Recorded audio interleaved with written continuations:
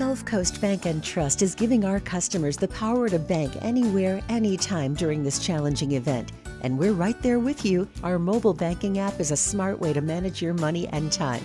Gulf Coast Bank and Trust, the bank that cares about you.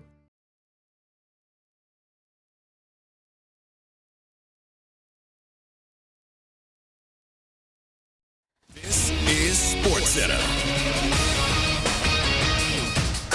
I'm Christine Lisi. Philly pass rusher Hassan Reddick took to social media to give his side about that report where he requested a trade from the Eagles. He posted on X today he never asked for a trade but does understand it is a business and is preparing for what's next. Reddick is entering the final year of his current deal with the Eagles. An admission from crew chief Ed Malloy that last night's foul call on the Knicks' Jalen Brunson was wrong, said the contact occurred after Houston's Aaron Holiday released the ball on his three-point attempt late in the fourth quarter. Knicks wound up losing that game, and it might cost them dearly in playoff seeding, warns ESPN's Kendrick Perkins. The number 2 seed is so important because you don't want to face the Boston Celtics into the conference finals.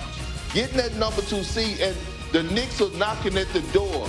And this game right here that was determined by a wrong call by the officials could hunt them down the line. Big Perk on First Take. Knicks currently in a tight race with the Cavs, Bucks, and Sixers for that 2 seed in the East. Spencer Dinwiddie said to make his Lakers debut tonight against the Pistons. Hey, it's your resident Super Bowl champ, Chris Candy. Coming up Wednesday, I'll tell you which players will have the biggest impact on next year's NFL season. It's Unsportsmanlike, 6 a.m. Eastern, right here on ESPN Radio, ESPN2, and ESPNU.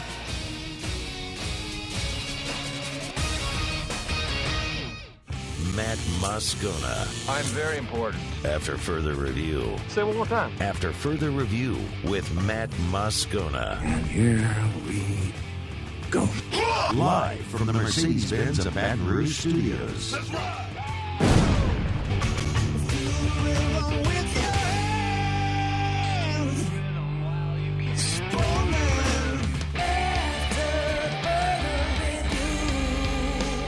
And off we go. Welcome aboard. Glad you're with us.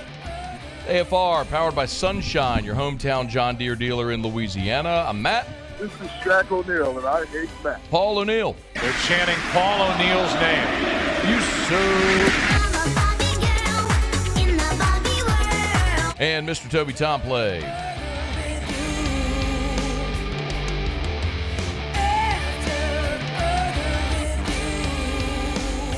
All right, we're here. Glad you are as well. Get out there and make it a good one. Happy Mardi Gras, everybody. If you are celebrating, if you have the day off and are just relaxing, awesome. If you're out at parades, thanks for having us with you there as well. If you're working like we are, cool. We'll get through the workday, man. Glad to be here and a lot to do. Ross Dellenger will be here in hour 3. We will get a preview of LSU, Florida, and Hoops with Matthew Brune from on 3. Feinswog next hour, talking beer and, whatever else it is that Feinswog talks about. So let's delve into it. One of the things I was hoping we would have yesterday before we got off air, but didn't actually break until later in the evening, is the Super Bowl TV numbers. And you've probably seen it by now. So we'll begin right there, but let's begin as we do every single day. It's time to pop the top on another edition of AFR with Bud Light. Drink easy. So Nielsen has released the Super Bowl numbers for Super Bowl 58, and 123.4 million viewers across television and streaming platforms. That is a record, actually a 7% increase over last year's record viewership with the Chiefs and the Eagles. That was 115.1 million viewers. It's interesting because when cord cutting happened, I don't know that everybody actually cares about this, but I do want to delve into it a little bit. When cord cutting happened and they weren't measuring streaming numbers, you saw Super Bowl viewership dip. I'm using air quotes, dip, because people didn't watch the Super Bowl less. It was just they were streaming it instead of watching it on TV, and Nielsen didn't have an accurate way of combining streaming numbers and terrestrial television numbers. So you had an inaccurate number, is essentially what happened. I mean, you had some years where it dipped below 100 million. It wasn't like people weren't watching the Super Bowl, weren't watching the NFL. So more on that in a second. But with 123.4 million average viewers, this becomes the most watched telecast in history, more than when we landed on the moon. The lunar landing, this is more people watched this Super Bowl than watched, than watch us land a freaking spacecraft on the moon. So incredible to see this happen the way it did. But what's really interesting, I think what's most interesting about the number is Nielsen, and this is always the thing that whenever we talk about TV ratings for the Super Bowl, this is always the thing that was probably perplexing to you as it was to me. And I want to grant you this, okay? I went to LSU, went to journalism school in the Manship School, which I loved. But we had a class in J School, which was media statistics. Muse, did you take media statistics? Do you remember that? I did not take media statistics. Media statistics was basically how they come up with all these analytic numbers, right? You think, well, 75%, 3 out of 4 Americans watch this, or how you measure media. And I still don't understand. I took the class, passed it, don't know how, still don't understand it. Like, I don't, how Nielsen came up with 123.4 million people watch the Super Bowl on all platforms. I have no idea how they came up with that number. Okay. Literally took a class, a semester of college, and still have no idea how all that happens. If you told me I had to go do an analytical survey to come up with this accurate data, I could not do it. I have no idea. So if I studied it and have no clue, average Joe American, I wouldn't imagine, has any idea. You just sort of trust that Nielsen knows what they're doing. I don't know that they actually do. And I'm not sure that I do, actually. But Nielsen set a record 202.4 million people watched the game across all networks, because now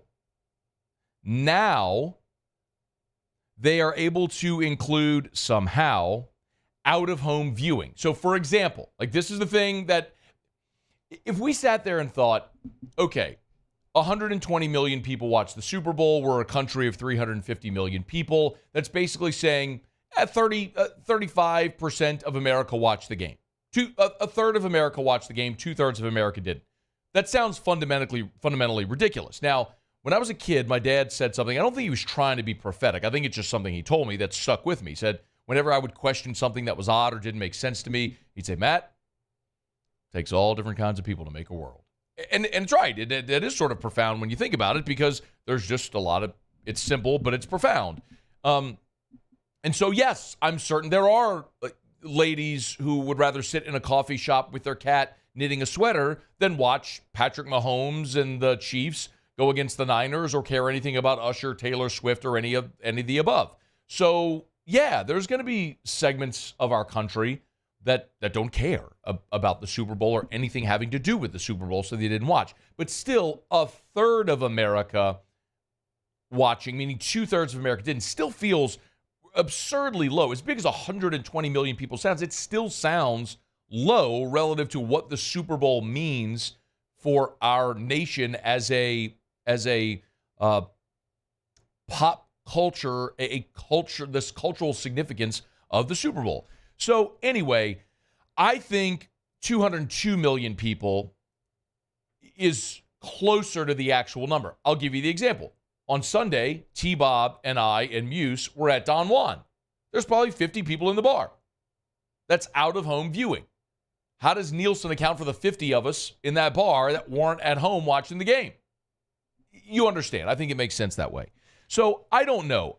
The one thing that is absolutely certain, to me anyway, is, and this is evident, and it continues to be evidenced over and over and over again, and it's that football rules our lives. It's the king of this country, and there will come a day when it's not. In the same way that 60 years ago, nobody could have fathomed the NFL being more popular, the upstart football league that merged with the AFL, that it could have been more popular than Major League Baseball, America's pastime. Mickey Mantle, Joe DiMaggio, Hank Aaron, Lou Gehrig, Babe Ruth. You could have never conceptualized that 60 years ago. But here we are. And the day will come when football isn't the most popular sport in this country anymore. It's just hard to imagine how and when and why that may transpire. But that's going to happen. And despite the fact that we had the Kaepernick saga a few years back, we had COVID and all the protests that went in that, the ongoing complaints from fans about the lack of physicality in the game and taking, hard hits out of football and what's flagged now, all the things that people bitch and moan and complain and scream about it. It's, I'm done with the NFL. No, you're not. No, you're not. None of us are. The playoffs were viewed by an average of 38.5 million viewers the first 3 weekends. That was a 9% increase over last year. For the regular season, the average viewership for NFL games this regular season was 17.9 million. That's tied for the second highest since ratings averages were tracked starting in 1995. Say what you want. You say you're done. You say you don't watch the NFL. You hate the NFL. You're done. This reason, that reason, whatever. No, you're not. We are a football-obsessed society, and it's only getting worse or better. All right, it's After Further Review. Our show Open Every Day is brought to you by Bud Light. Drink easy in Louisiana with Bud Light. Of course, it's Mardi Gras Day. If you're out on the parade route or if you're just hanging out at home on this Mardi Gras, make sure you got plenty of ice-cold Bud Light. Official beer of Super Bowl LVIII. Official beer of the UFC. Peyton Manning, AFR, all one and the same, right? But if you're out on the parade route, make sure you drink responsibly. You arrive responsibly wherever you're going to be safe out there on the parade routes today. And make sure you got plenty of ice-cold Bud Light. Drink easy with the great taste of Bud Light, the official beer of AFR. All right, y'all, it is After Further Review. We do have some, by the way, real quick, I do have a second here. So the DraftKings has MVP odds out for next year already. No great surprise here that Patrick Mahomes leads the way. The biggest surprise for me, though, and this is varied a little bit, but Mahomes at plus 600, Josh Allen plus 700, Joe Burrow with the third best odds ahead of reigning MVP Lamar Jackson, who at DraftKings is plus 1,000. But I saw at another sports book, Lamar Jackson has the 1, 2, 3, 4, 5, 6, is the seventh best odds. He's behind Mahomes, Allen, Burrow, Stroud, Herbert, Jordan Love, then Lamar Jackson. So depending on where you look at it, it's a little odd to see Lamar Jackson that far down. The best odds of a non-quarterback, Christian McCaffrey, at plus 4,000 over at DraftKings. He's got the same odds as Anthony Richardson, who basically missed his entire rookie season this year. And if you're wondering, Derek Carr, according to DraftKings, is down there at plus 13,000. Justin Jefferson, a receiver, has better odds than the Saints quarterback to win the MVP. A receiver who doesn't even know his quarterback is going to be next year because Kirk Cousins may very well not be back in Minnesota. No, you're right, though. Derek Carr's the guy. He's the one to get you there. All right, it's After Further Review. Glad you're hanging out with us here on this Mardi Gras. We're going to cut up today and have some fun, and glad to have you hanging out with us here on Carnival. Let me know, I got a quick break. With all of the portal changes, and especially the domino effect that got set off with Nick Saban leaving Alabama, which led to an exodus in Tuscaloosa, and which was the benefit, which allowed other schools to be the beneficiary, like guys like Caleb Downs going to Ohio State. ESPN redid its Way Too Early Top 25. There was some movement, and that included LSU. So we'll delve into that when we come back on AFR. AFR. Happy Mardi Gras from our friends over at Glow Resources, GLO, glowresources.com. Glow Resources, they are complete employer solutions. We are full on into tax season, y'all. If your accounting firm needs help, you need accountants, you need tax professionals, Glow Resources can help. Yes, Glow Resources has their skilled blue-collar division. So if you need heavy equipment operators, if you need welders or anything along those lines, all skilled blue-collar, yes, they could certainly help you there. But if you need white-collar labor, they have that division as well. They can even hire managers for you. So go to glowresources.com, GLO, glowresources.com, with thousands of employees placed in jobs all over the world. No matter the size, scope, scale of your business or what you do, Glow Resources can help. If you need help hiring, Glow Resources is your solution. They are complete employer solutions. GLO, glowresources.com. I've been doing business with Luba for 25 years. They're dependable, trustworthy. It's just the attention to detail with our clients. Our folks have years and years of experience. They're highly trained professionals. But many companies have that asset. What I'd like to think makes Luba a bit different is that we use those talents in a way that truly is dedicated to serving the needs of the folks who depend on us. Yo, Jake here from my friends over at Community Steel Company located in Gonzales, Louisiana. The local place you can turn to for all of your metal building needs. Notice I said local, not Houston, not Dallas, not Atlanta, but right here in Gonzales. Visit them at their brand new state-of-the-art website at communitysteelco.com or pick up the phone and give them a call today to answer all of your questions on your metal buildings, roofing and sheet metal, and any other steel needs you or your business need at 225-647-2020. There it is, the extra mile, on the border of expected and extraordinary for those willing to go further, like vans customized for work or play, with safety and tech to keep you connected. Supported by a 5-star sales, service, and finance team, and backed by the 1-star you know. So go the extra mile. It's never crowded, because so few have what it takes to go there. Mercedes-Benz Vans. There's never been a better time to catch a John Deere deal from the crew of Sunshine. Ask us about our low monthly payment options on our tractor packages and let the good times roll. With equipment strong enough to power one of the world's largest celebrations, we've got your needs covered too. Learn more about what it means to be powered by Sunshine at sunequip.com. Some restrictions apply. See dealer for details. Offer ends April 30th, 2024. I've been doing business with Luba for 25 years. They're dependable, trustworthy. It's just the attention to detail with our clients. Our folks have years and years of experience. They're highly trained professionals, but many companies have that asset. What I'd like to think makes Luba a bit different is that we use those talents in a way that truly is dedicated to serving the needs of the folks who depend on us. Dylan Cruz here to tell you about Six Rings Baseball and Softball Camp. If you live on the North Shore and play ball, go to Six Rings Camps with former LSU assistant coach Dan Canaveri. His knowledge is second to none, and your child will improve and have fun doing it. Camps were held at Coquille Park and Six Rings Academy in Covington with 4 sessions over the summer. Full day and morning only sessions are available from ages 7 to 13. Go to sixringsbaseball.com or call 985.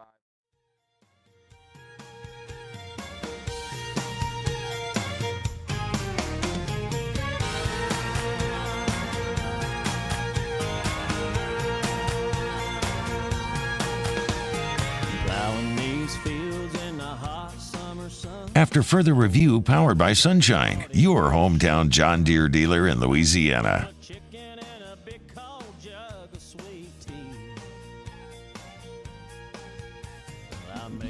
Yeah, if you're out there in a parade today, you know it's pulling those floats around, don't you? Big old green John Deere tractor. You better believe it. You know where they got those. Sunshine, your hometown John Deere dealer in Louisiana. Not going to lie, it actually has been pretty fun to look at Sunshine's social media the last few days during Carnival. Sure enough, I mean, look at any of these pictures. Paula, you want to pull out? Do you have my screen? You do, okay. It's our day. I think it's our day. Look at that. See, look, there's a big green tractor pulling a float there. Love it, man. They're all over the place. So big shout out to Sunshine, your hometown John Deere dealer in Louisiana. Yeah, man. Making Carnival go this Mardi Gras. Appreciate our friends over at Sunshine, your hometown John Deere dealer in Louisiana. Great time to get out there, get that tractor, that gator, that zero-turn mower. Great sponsors and partners of ours here on our Tuesday shows. All right, it is After Further Review. Glad to have you hanging out with us here. So the college football season ended, and as is customary, ESPN and everybody else puts out their way too early top 25. And obviously, it has never become more irrelevant or less relevant, whichever way you want to say it, to put out a way too early top 25 at the end of the college football season because of the portal. Your roster, even at the end of the regular season, consider at the end of the regular season or the end of the championship, when Michigan won the national championship a little more than a month ago, Jim Harbaugh was still the coach at Michigan. Nick Saban was still the coach at Alabama. Caleb Downs was the safety at Alabama. Quinshon Judkins was the running back at Ole Miss. Like, all of those things are different now. Kalen DeBoer was the coach at at Washington. All of those things are different. So, I mean, 3 of the playoff teams have new head coaches now. So I understand the exercise and why it can be fun. It's also not worth literally anything what someone's subjective opinion is at the end of the regular season or now. It is just interesting, I think, sometimes to look at a way too early top 25 just to see kind of what what the narrative is or might be surrounding a team or teams. And no change with Georgia there at the top. They're still number 1 in the way too early top 25, and I guess I understand that. I mean, Georgia was roundly considered the best team in college football this past season. And they got tripped, man. They got tripped by Alabama in the SEC championship game, a team that played better than they did that day, and they lost, and it cost them their shot. And it's quite honestly, if we were looking at a 12 or 16 team playoff, Georgia would have been in it last year and still would have been favored despite losing the SEC championship game. The first biggest change is at number 2, where we find Ohio State. Ohio State previously was 5 in these rankings, now all the way up to 2, and it makes sense. There was a big question about quarterback, right? Well, Kyle McCord is gone. Will Howard from Kansas State comes in, although I have questions about Will Howard and his ability. But not only is Will Howard there at quarterback, Quinshon Judkins is coming at running back. Chip Kelly is now the offensive coordinator. So you got Judkins and Travion Henderson. Emeka Ibuka is back at wide receiver. And, of course, they added a guy like Caleb Downs in the transfer portal, which is massively significant. I mean, you could tell nothing has motivated Ohio State more than seeing Michigan win the national championship. And they're all in there too. Oregon was 3 before. They're still 3. And then Texas drops from 4 to number 2. I don't know necessarily why. Maybe some of the draft, the players they lost the draft, like Adonai Mitchell, Xavier Worthy, they did get Isaiah Bond from Alabama. So that's interesting why Texas would have dropped. Maybe it's not necessarily anything Texas did, more so just an attaboy and a hat tip to Ohio State, which deserves to go up. The other really big jump, which was surprising to me, was Notre Dame from 10 all the way to 5. I'm not so sure. And yes, Mike Denbrock is added as the offensive coordinator, but Riley Leonard comes in at quarterback. So Sam Hartman from Wake Forest was the quarterback this last year, as we remember, and he's gone to the draft. And now Riley Leonard from Duke comes in, but I don't know. They've added a Chris Mitchell from FIU, Bo Collins, a receiver from Clemson. But man, you're replacing both of your tackles in Joe Alt and Blake Fisher. I just don't know that I understand why Notre Dame made that big leap, unless it was more other teams maybe regressing. Surely the addition of Riley Leonard to replace Sam Hartman alone isn't what would cause that leap. And I don't know that they're giving the addition of Mike Denbrock. I mean, they did mention it in the write-up, ESPN did, but I don't know that alone is the thing that would cause you to go from 10 to 5. Ole Miss up a spot from 7 to 6. And I don't know that there was any team that had more success in the portal than Ole Miss. Walter Nolan, the defensive tackle from Texas A&M. Princely Umamialen from Florida. I probably butchered that, but he's the edge from Florida that everybody knows. Chris Paul Jr., the linebacker from Arkansas. There, again, was probably not a more successful portal season than either Ole Miss or Ohio State this offseason. So Ole Miss there at 6 makes a lot of sense, and I don't think that's going to change. So if you're an LSU fan and you're looking at Ole Miss, you got to be prepared to see that, because you're going to see Ole Miss in everybody's top 10. They may bump up on the top 5, and they're going to be projected by a lot of people to be in the playoff. And quite honestly, when you look at what they have back against their schedule, we talk about every year when I talk about preseason projections, I look at 2 things. Who has the fewest questions against the most manageable schedule? And Ole Miss has a ton returning against one of the easiest schedules in the SEC. So, yes, they should be there. Now, and I would expect Ole Miss to be in a 12-team playoff. If they're not, that's a massive disappointment. And if they come up short, which I suspect they will once they get into the playoff, I think Ole Miss people will be really disappointed. I think Lane Kiffin leaves. I think it'd be very Ole Miss's offseason after 24, I think is going to look a lot like Michigan.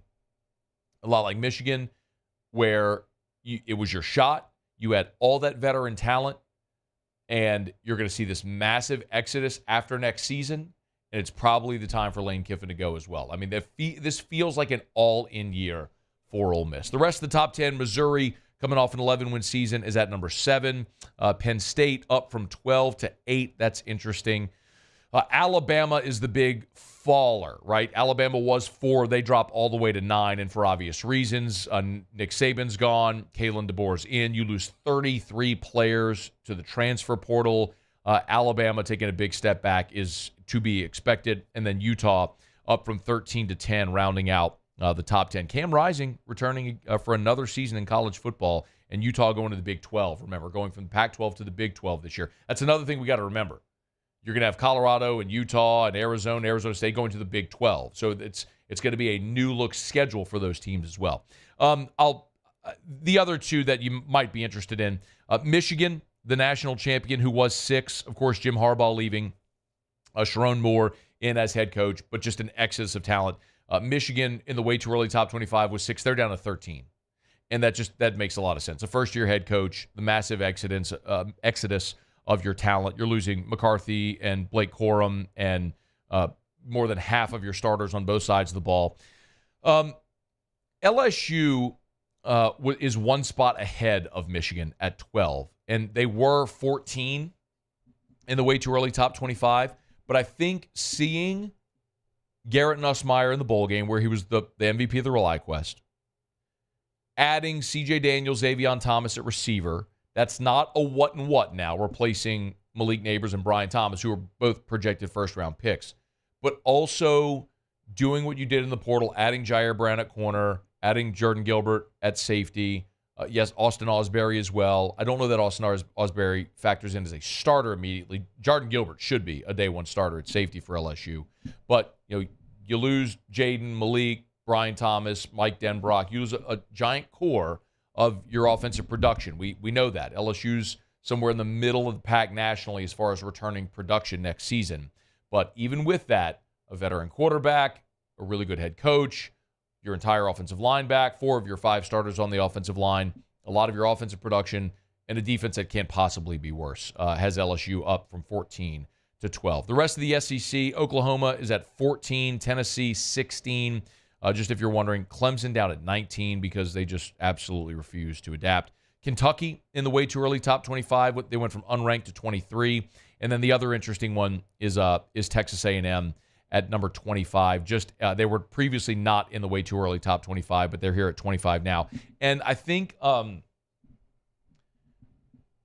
this is the first time in a handful of years that nationally people aren't going to take the Texas A&M bait. It's like, fool me once, shame on you. Fool me twice, shame on me. Fool me 3 times, yeah, that's just not going to happen.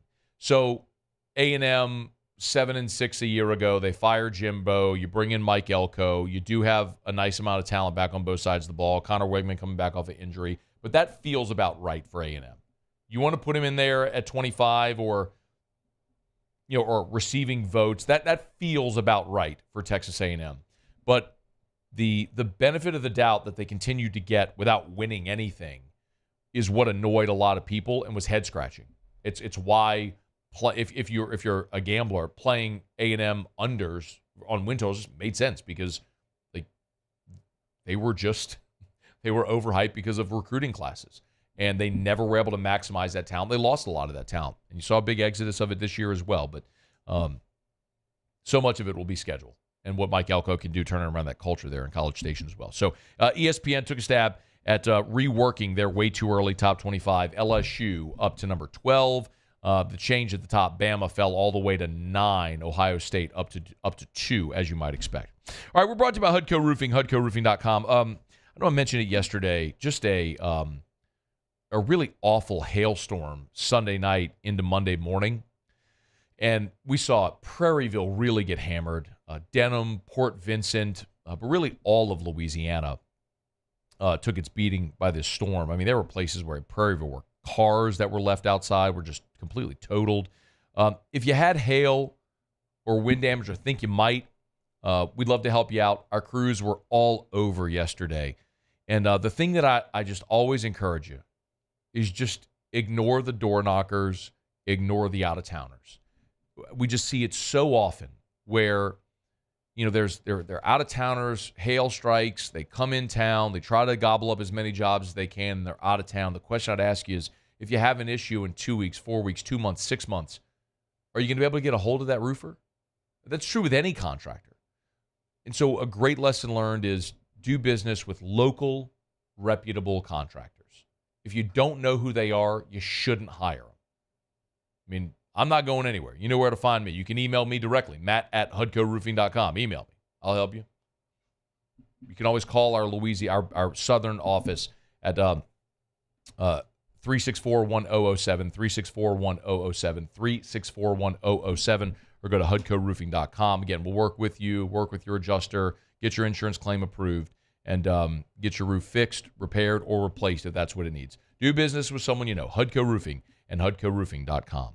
Okay, it's after further review. We're glad you're aboard with us. We'll talk some beer with Feinswog in about 45 minutes from right now. Dellenger will be here to start hour 3. Matthew Brune from On 3, the Bengal Tiger, will give us a preview of LSU and Florida tonight in hoops. Pels got a win last night. Give you a little thumbnail on that. Let's hear from Willie Green as well as they polished off their road trip with a win last night in Memphis. Stay with us here. It's AFR. AFR. AFR is brought to you by River City's 1 Hour Air, where they're always on time or you don't pay a dime. Not every company would encourage you to go read Google reviews, but River City's 1 Hour Air does, because they've got more than twice the amount of 5-star Google reviews of the next closest competitor. That's because for 40 years, River City's 1 Hour Air has built a great, reputable business by treating people right and doing things the right way. That's River City's 1 Hour Air. Jared Solar sent this 5-star review. It said, great experience with him. Michael, technician, did a great job of getting our heat back on and keeping us informed of issues and solutions the entire time he was here. I highly recommend going with River City's 1 Hour Air. Their experience, like my experience, is and has been for years. I always encourage you to join the membership club as well. Get your front-of-the-line service, membership club pricing, and complimentary seasonal maintenance, which pays for itself. It's River City's 1 Hour Air, 752-0001, where they're always on time or you don't pay a dime.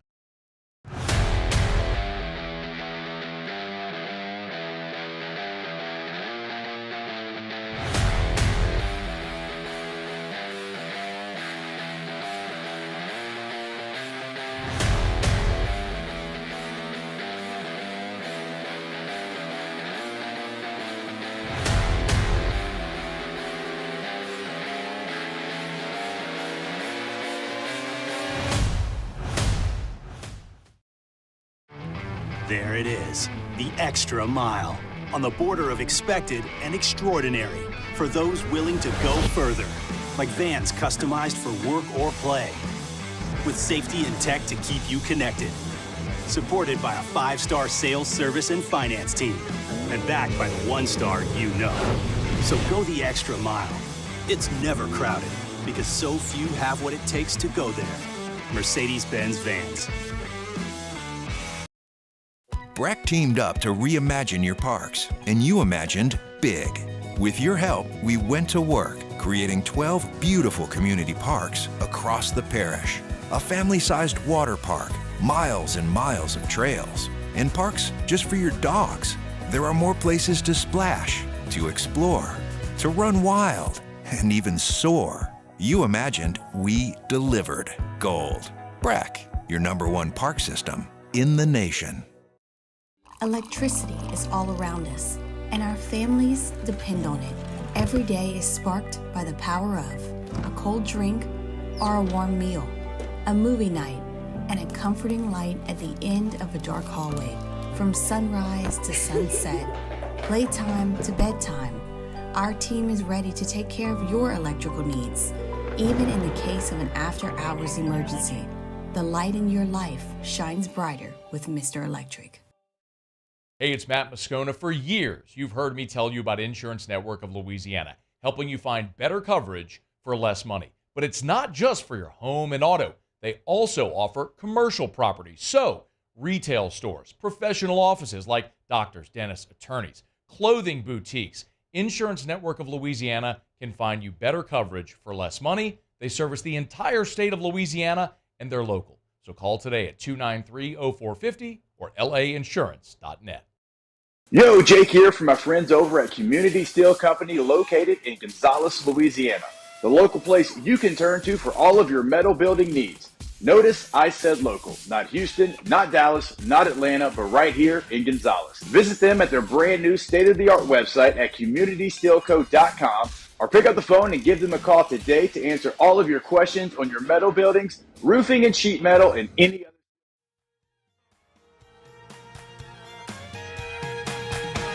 We ride back and forth till we run out of light. Take it to the barn, put it up for the night. Climb up in the loft, sit and talk with the radio on. After further review powered by Sunshine, your hometown John Deere dealer in Louisiana.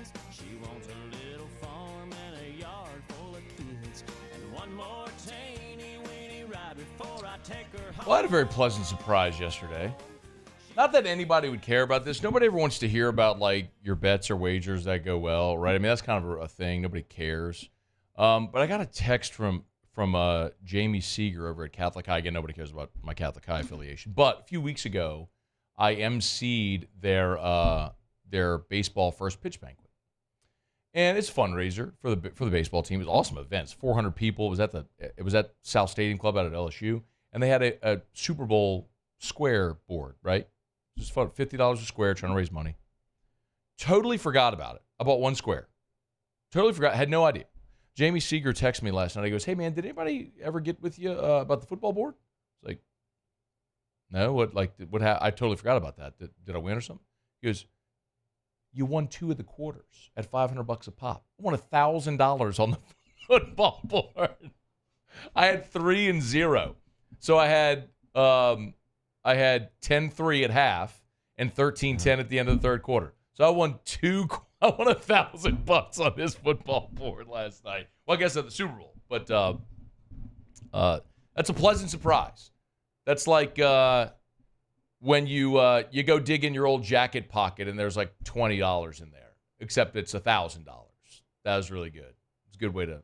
Not a bad way to close the Monday night. Yeah, it was a nice call. Nice call to get last night. So hope everybody else's football squares went really well. It's the first time I've ever won anything like that in my life, so I was kind of pumped. All right, it's after further review. We're glad to have you hanging out with us here. We will go around the SEC here in a quick second. Ross Dellenger is going to be with us in hour number 3. And one of the things, Ross is in Dallas today over at the Big 12 offices. And he's got a pretty extensive piece up. And if you didn't see it today, college football, the CFP and ESPN reached an extension, like a multi-billion-dollar extension on the college football playoff. But one of the other things, Ross is there in Dallas. And I'm sorry, there's more news that I'm going to get to here in just a quick second. It's ended up being it's weird. Here, it's Mardi Gras. Everywhere else, it's Tuesday. But, and so, the life and the news cycle goes on. But Ross Dellenger reported earlier today that in the wake of the Big 10 and SEC joint venture that was reported last week, he explored the ACC and Big 12's role, what he calls the inevitable expansion of March Madness, meaning the current format of March Madness is going to expand. We're going to have more teams in the tournament as they continue to grow that. Again, more TV inventory, more revenue for the NCAA, for the teams and schools involved, the conferences, the college football playoff financial overhaul, which we just talked about, and then modifications to Project D1, which could be the restructuring of all of Division I athletics, including college football. So I'll let Ross put all that in layman's terms coming up in hour number 3. But the other thing that was just reported a bit ago, John Wilner, who covers the Pac-12, tweeted just a bit ago, and this was expected, but I guess it's formally happening now. The Pac-12 has formally begun the process of separating from Commissioner George Kliavkoff. We all know Kliavkoff was the guy who sat on his hands and watched the conference just disintegrate. I mean, it's the Pac-2 now. It's not even a conference anymore. The statement from the Pac-12 office, I'll just read it. It's 2 lines. The Pac-12 board has given the departing 10 schools notice of a proposed leadership transition with an invitation to provide comment. We expect to provide more information following a decision in the coming days. So basically, they've let them know, they've let the 10 outgoing schools know, hey, we're getting rid of Klavkov. And so the 2 remaining schools who legally own the rights to the Pac-12, Washington State and Oregon State, are firing George Klavkov, and I guess they're going to decide what they do. It would be fascinating if the Pac-12 did continue to exist as the Pac-12 with the Mountain West conference schools that come in. Obviously, there is more brand associated with the Pac-12 or the Pac as opposed to the Mountain West. So what direction they go could be interesting for that reason, if nothing else. All right, it is After Further Review. We're glad to have you aboard with us here. We're brought to you by First South Farm Credit, firstsouthland.com. That's firstsouthland.com. Remember, if you want to buy land, do what Louisianians have done since 1916. Make your first call, First South Farm Credit. Again, the website is firstsouthland.com, firstsouthland.com. You always look at, what are the things that can be a differentiator? Why First South Farm Credit? Well, they're local. Yes, 44 branches across 11 different states. But even if you want to finance that hunting property in Mississippi, they can help finance land in any of the contiguous 48 states over at First South Farm Credit. And they're a member-owned co-op. So they specialize in financing anything rural. That is their specialty. It's not like it's something they also do. What they have done since 1916 is help Louisianians buy land, and their patronage refund, because they are a member-owned co-op, they share in the profits with their borrowers. Every year, you, their borrower, will get a check in the form of a patronage refund. Learn more. It's First South Farm Credit. Go to firstsouthland.com. That's firstsouthland.com. Okay, we do it every day about this time. Let's go around the SEC.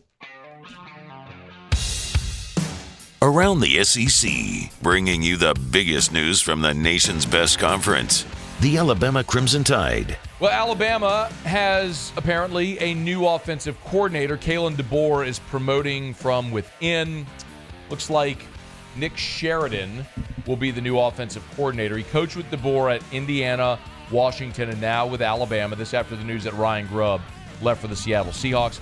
Sheridan was last an offensive coordinator in the 2020-21 season with the Indiana Hoosiers. He did call plays that season for then Indiana quarterback Michael Penix.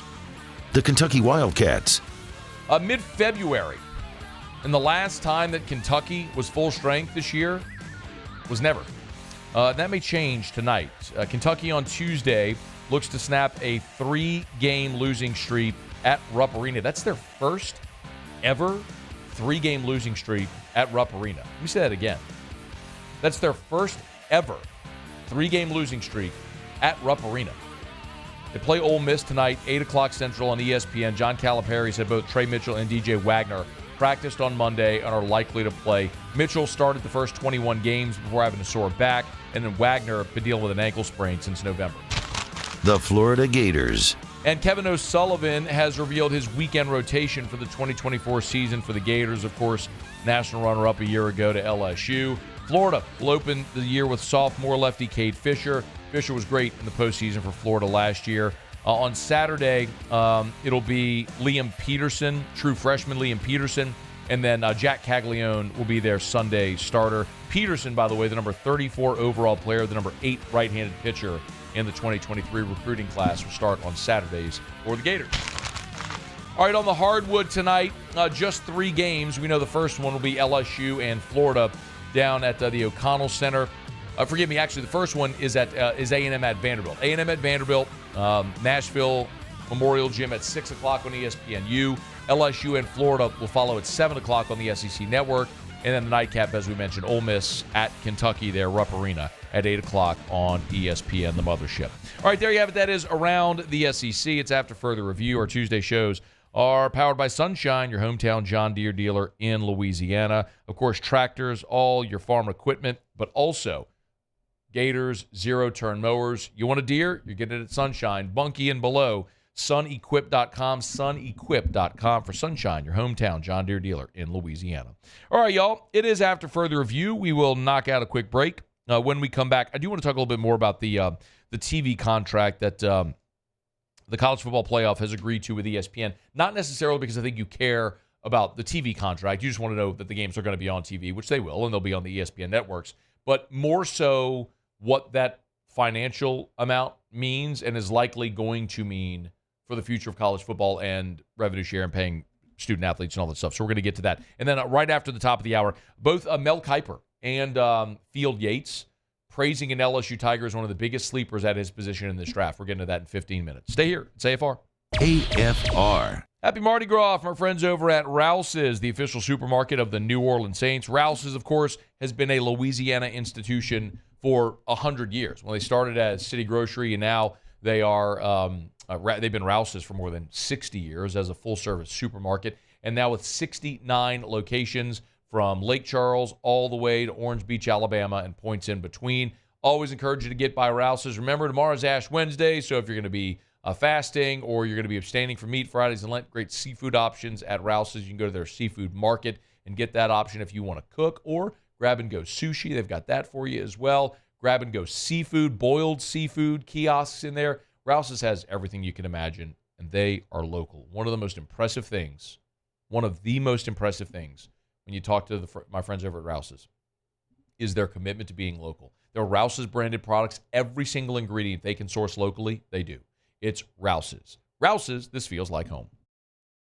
Gulf Coast Bank and Trust is giving our customers the power to bank anywhere, anytime during this challenging event. And we're right there with you. Our mobile banking app is a smart way to manage your money and time.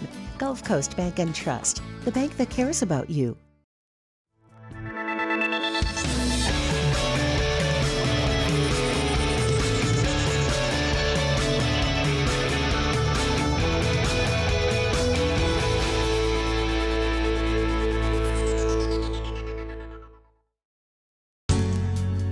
Was a humid day, barefoot children play, looking for that summer shade. Time just slips away. Oh, Louisiana, some kind of hold on me. Like cypress stumps, your roots are planted deep inside of me. There it is, the extra mile, on the border of expected and extraordinary for those willing to go further, like vans customized for work or play, with safety and tech to keep you connected. Supported by a 5-star sales, service, and finance team, and backed by the 1-star you know. So go the extra mile. It's never crowded, because so few have what it takes to go there. Mercedes-Benz Vans. There's never been a better time to catch a John Deere deal from the crew of Sunshine. Ask us about our low monthly payment options on our tractor packages and let the good times roll. With equipment strong enough to power one of the world's largest celebrations, we've got your needs covered too. Learn more about what it means to be powered by Sunshine at sunequip.com. Some restrictions apply. See dealer for details. Offer ends April 30th, 2024. I've been doing business with Luba for 25 years. They're dependable, trustworthy. It's just the attention to detail with our clients. Our folks have years and years of experience. They're highly trained professionals, but many companies have that asset. What I'd like to think makes Luba a bit different is that we use those talents in a way that truly is dedicated to serving the needs of the folks who depend on us. Dylan Cruz here to tell you about Six Rings Baseball and Softball Camp. If you live on the North Shore and play ball, go to Six Rings Camps with former LSU assistant coach Dan Canaveri. His knowledge is second to none, and your child will improve and have fun doing it. Camps were held at Coquille Park and Six Rings Academy in Covington with 4 sessions over the summer. Full day and morning only sessions are available from ages 7 to 13. Go to Six. It really turns her on. She's always staring at me while I'm chugging along. After further review powered by Sunshine, your hometown John Deere dealer in Louisiana.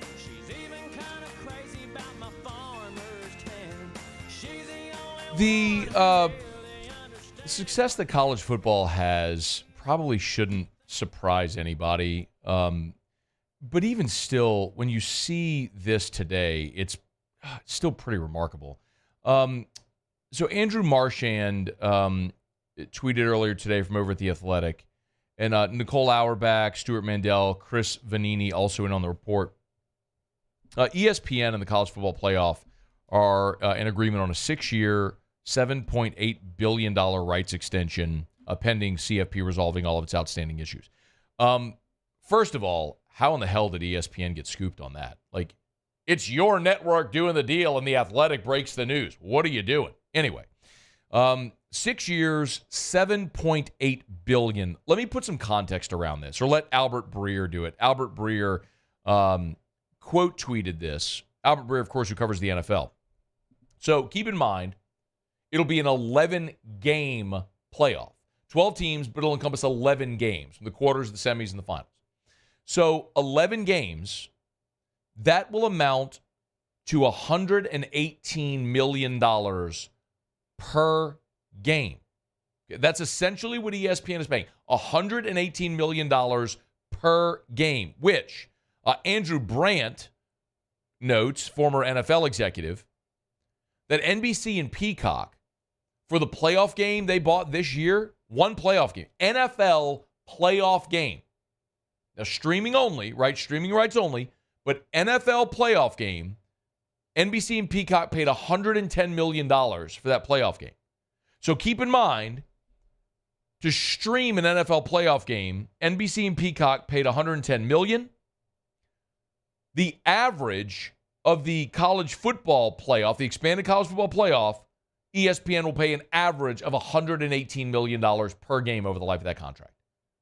You don't need me to say it, but ESPN is going to pay more per game for the college football playoff than NBC and Peacock did for the game they streamed between Kansas City and Miami. That is a massive, massive yo. Now, I know. Now, first of all, very clearly, when you see a $6.8 billion television contract that's going to be signed, 6-year, $7.8 billion. I left $1 billion off. 6-year, $7.8 billion. You know the thing we've been talking about here, a rev share, is coming. A revenue share is coming. I have had firsthand conversations with administrators who have told me they are preparing for the possibility or likelihood of a revenue share for as early as 2025. That doesn't mean it will happen in 2025, but they are preparing, they're spending, they're accounting, they're bookmaking for the probability of revenue sharing for as early as 2025, meaning paying student athletes out of this revenue, sharing the revenue with the student athletes. So, okay. But the thing, I'm going to say it again, and I repeat myself when we talk about this just because I need you to understand where I'm coming from with this, and I never want to be misquoted or misread on any of this. There is, because of Title IX, whatever you spend, if you're going to rev share, whatever you give your 85 scholarship football players, you have to give equal amount of revenue to the female student athletes. There is an inevitability that if you start taking your revenue and taking it away from what you're currently spending on, coaches' salaries, travel, recruiting budget, facilities, name it. Whatever, if you are giving revenue to student athletes, you are taking it away from, so you are displacing that revenue. You're going to have to cut spending elsewhere. Period. You will have to cut spending elsewhere. So where does that come? Maybe instead of flying private, you're flying commercial or taking buses. Maybe instead of staying at the Hilton, you're staying at the Holiday Inn. Maybe instead of having all those support staff personnel for football, you don't have the support staff personnel for football. Whatever it may be, you are going to have to cut spending in other places if you displace revenue to share with the student athletes. And ultimately what will happen is you will end up cutting sports. I'll say it again. You may not care. You may not care. You may not care if LSU has a golf team. You may not care if LSU has a tennis team. You may not care if LSU has swimming and diving. You may not, and it's not my job to make you care. I'm not in any way trying to influence how you feel about it. I'm just saying prepare for that inevitability. Because if you take revenue away, then to give to student athletes, and you have to cut spending in other places. And ultimately what it will lead to is the programs that are losing money, and in particular the men's programs, because of Title IX, the men's programs are going to be cut. And that is going to happen at LSU and schools all over America. It's just what's going to happen. I know there's a lot of people. It sounds like a lot at once. Like all at once, college athletics has happened with transfer portal and NIL and revenue sharing. It feels like boom, boom, boom. It's all happening. The problem is, for so many years, you were sold this bill of goods about the sacred regular season, about the importance of the history of bowl games, about the farce of amateurism. It was all of this intangible nonsense that they played to tug at your heartstrings while the rich got richer, the fat got fatter. And ultimately, when the labor said, hey, we're tired of this, the jig was up. And so, yeah, it's all happening at once. But it's not the athlete's fault. It's the fault of the people that perpetuated this nonsense for 100 years. SportsCenter's next. AFR. Brought to you by Pure Restoration. Mold Zero is now Pure Restoration, pure-restoration.com, pure-restoration.com. Scone, what's the mold thing you talk about? Pure Restoration. Had that awful weather come through Sunday night, hail, high wind, heavy rain. If you had water in your house, Pure Restoration. If you have mold, think you might, Pure Restoration. Not just mold. Odor, other harmful pathogens. Look, during COVID, this was huge. I mean, if you feel like you've got a place that you need to sanitize, you want to sanitize your building, you kill all the, not only the respiratory viruses, all these other things, like harmful pathogens, but of course, odor and mold and other things. Have Pure Restoration come in. Schools, hospitals, workout facilities, whatever your business may be, churches, large places where people gather. Have Pure Restoration come in and spray. Their patented non-toxic dry fog. Pure-restoration.com. Pure-restoration.com. There's never been a better time to catch a John Deere deal from the crew of Sunshine. Ask us about our low monthly payment options on our tractor packages and let the good times roll. With equipment strong enough to power one of the world's largest celebrations, we've got your needs covered too. Learn more about what it means to be powered by Sunshine at sunequip.com. Some restrictions apply. See dealer for details. Offer ends April 30th, 2024.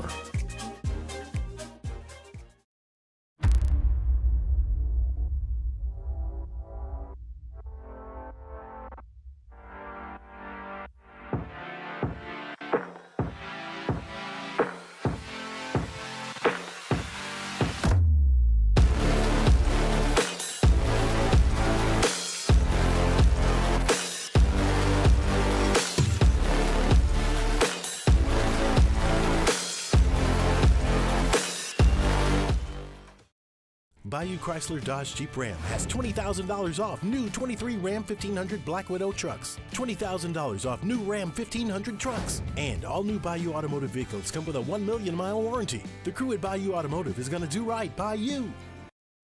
Join MMR and ignite your career today. MMR is the largest electrical and instrumentation contractor in the nation, and they're seeking talented individuals to join their team. For over 3 decades, they've been headquartered right here in Baton Rouge, and they have offices all around the globe. And MMR offers a tailored path for both professional and personal development, outstanding benefits, and a dynamic culture. So whether you're an intern, a seasoned pro, or you're just starting out, see what MMR can offer you. Apply at mmrgrp.com.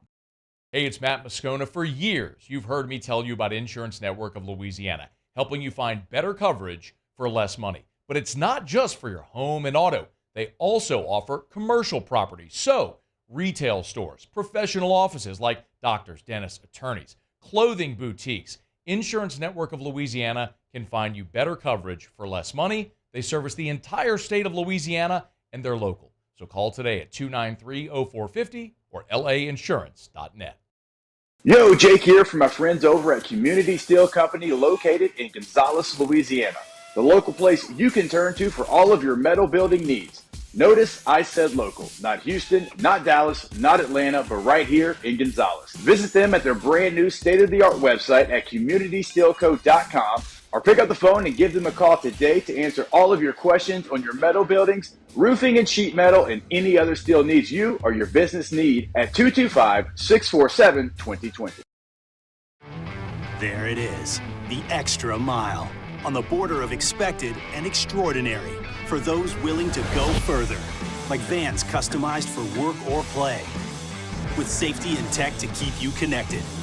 Supported by a 5-star sales, service, and finance team, and backed by the 1-star you know. So go the extra mile. It's never crowded, because so... This is SportsCenter. I'm Christine Lisi. Edge rusher Hassan Reddick dismissed a report that he requested a trade from Philadelphia. On X, Reddick posted he never asked for a trade but does understand it's a business and is preparing for what's next. He would like to get an extension done with the Eagles. Reddick is entering the final year of his current contract. NBA crew chief Ed Malloy admitted the foul call on the Knicks' Jalen Brunson late in last night's game was wrong. He said the contact after the release of the ball was incidental, marginal to the three-point shot attempt by Houston's Aaron Holiday, and should not have been called. He's certainly right, says ESPN NBA insider Brian Windhorst. This was an absolutely brutal call. And not only that, but it was great defense. Jalen Brunson played great defense there. He forced Aaron Holiday into only using one arm. Exactly. Because he did such good contesting of that shot. He did one arm. Brian Windhorst on First Take. Wichita police arrested a 45-year-old man in connection with the theft of a Jackie Robinson statue last month. They don't believe the crime was race-related. They do believe his motivation, selling the statue for scrap metal. Hey, it's your resident Super Bowl champ, Chris Candy, coming up Wednesday. I'll tell you which players will have the biggest impact on next year's NFL season. It's Unsportsmanlike, 6 a.m. Eastern, right here on ESPN Radio, ESPN2, and ESPNU.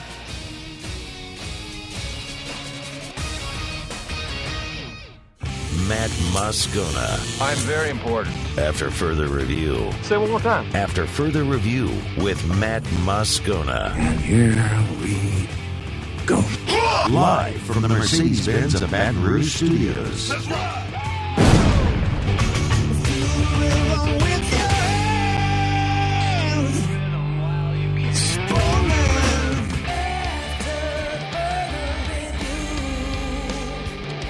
Hour 2, off we go. Welcome aboard. Glad you're with us. AFR powered by Sunshine, your hometown John Deere dealer in Louisiana. I'm Matt. You're a loser, Matt! Hey, shut up, kid. Paul O'Neill. They're chanting Paul O'Neill's name. Yusuf. And Mr. Toby Tumplay.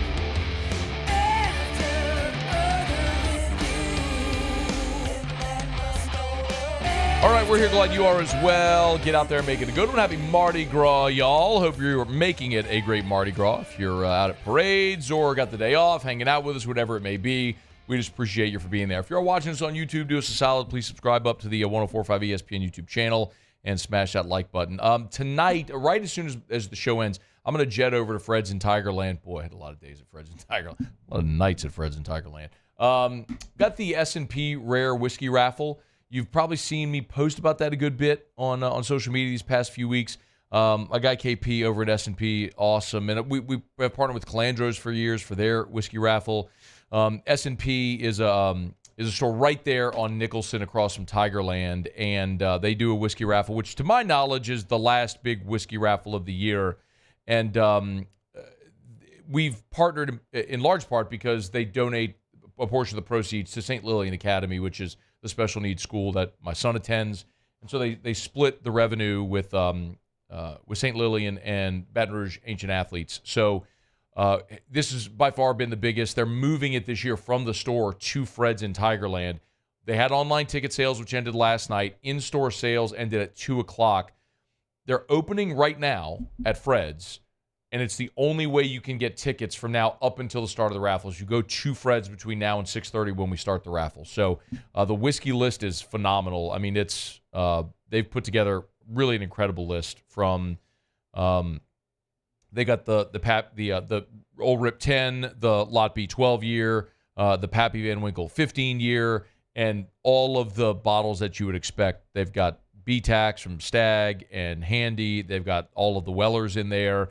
The bottle list is over 60. I think it's almost 70 bottles. It's going to be awesome, and there's going to be a great crowd. I know the ancient athletes are all planning on being there, so there'll be food and plenty of drinks and a good time and door prizes and everything. So hopefully you can come out.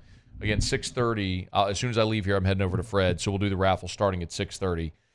And go buy your tickets if you can. It's $10, $10 a ticket. No limit on how many tickets you can buy. The more you buy, the more you spend, the more tickets you get, sort of thing. Like if you spend $25, I believe, or I'm sorry, $200 gets you 25 tickets. $100 gets you 12 tickets, or it's $10 per. So in any event, hope to see y'all out there over at Fred's in Tigerland tonight. They're starting to gather, I think, around 4:30, and then we'll start the raffle at 6:30. All right, it's After Further Review. Thanks for being here. Feinswog in about 10 minutes from right now. So we are creeping toward the NFL draft, and as we always will, we'll keep a close eye on the LSU guys as they get closer to the NFL draft. And Mel Kiper and Field Yates do a podcast called First Draft. You can listen to it or you can watch it on YouTube. And they were going through sleepers in this draft by position. And when they got to defensive tackle, they mentioned 3. And the third one they mentioned is a name that's familiar to LSU fans. Give a listen to Field Yates first. Mekhi Wingo. He is a low center of gravity defensive tackle, but he is relentless. 7.5 sacks over the past 2 seasons for Mekhi Wingo. With these defensive tackles, Mel, the sack production is great, but so often what you're looking for is not just the total number of sacks, Mel, but the total number of reps in which they are totally bursting the bubble of the pocket. And I felt like Mekhi Wingo was one of the more annoying defensive tackles for opposing offensive linemen to block, because even if he's not getting a sack, he's totally compromising the way that your quarterback is able to navigate the pocket. I don't know exactly the range here for Mekhi Wingo. Maybe it's an early 3rd-round pick, maybe a little bit later because of the fact that he is not, in terms of stature, on the same level as the 2 guys that we talked about before this. But Mekhi Wingo's got a future in the NFL, and it's very bright. So he called him an annoying defensive tackle for offensive. I like that description, actually. It's a good way to describe him. A guy that's low to the ground, he's hard to move, and can blow you up from the interior. And described him as potentially an early 3rd-round pick. So you'd be talking about maybe a day 2, maybe an early day, late day 2, early day 3 type guy. So it'll be interesting to see where Mekhi Wingo falls. Mel Kiper, by the way, agreed on Wingo. Here's what he said. Mekhi Wingo is there because he's got the presence, and he had the ability to go in and wreak some havoc. And you mentioned Missouri. Look at all the players came out at Missouri program on the defensive side of the ball over the last couple of years that they put on that field. So for me, when you look at what he did at LSU, Mason Smith had shown flashes, then the injury, didn't have the production. Mekhi Wingo as well, banged up at times. Bottom line is, when he's 100% and he's out there playing, he's a guy in that backfield, quick out of the blocks field is what I saw with Mekhi Wingo. So there's 2 things specifically with Wingo that I want to address. One is, his decision to leave, and then the other is what he might be in the NFL. I mean, the decision to leave, and listen, I think we've shared this on air. I mean, LSU offered Mekhi Wingo a $500,000 NIL opportunity to stay for 2024. I have no problem saying that on the record. And he passed. That would have been the highest dollar NIL deal LSU would have done. But he passed. Some guys just don't want to risk injury. And for Mekhi Wingo, who was a freshman All-America, and then in 21 at Missouri, comes to LSU and becomes a 3rd-team All-American at LSU in 2022 after Mason Smith was injured, went into this season, and we're really feeling like that combination of a healthy Mason Smith and Mekhi Wingo would be awesome. Well, it didn't really materialize for Mason Smith, and Mekhi Wingo had the abdominal injury that cost him really the last month of the season, and he was playing injured for much of the season. So part of me understands that if you're Mekhi Wingo, you look at it and you say, well, why would I go back, risk injury again? What if I get hurt again? What does that do to my draft stock? So some guys just aren't interested in that. And then you look at what's the effort versus the payoff. For example, some people have compared Mekhi Wingo to a guy like Kalijah Kancey. Bear with me here. I know Kalijah Kancey was the 19th pick in the draft this past year, so I'm not saying Mekhi Wingo is going to be the 19th pick in the draft. But Kalijah Kancey was a 6-foot-tall defensive tackle who was a very productive interior defensive lineman at Pitt, who became the 19th overall pick of Tampa Bay. Well, you look at Mekhi Wingo, 6 foot, 6'1", right at about 300 pounds, physically built the same way. I'm talking about how he's built, right? Physically comparable.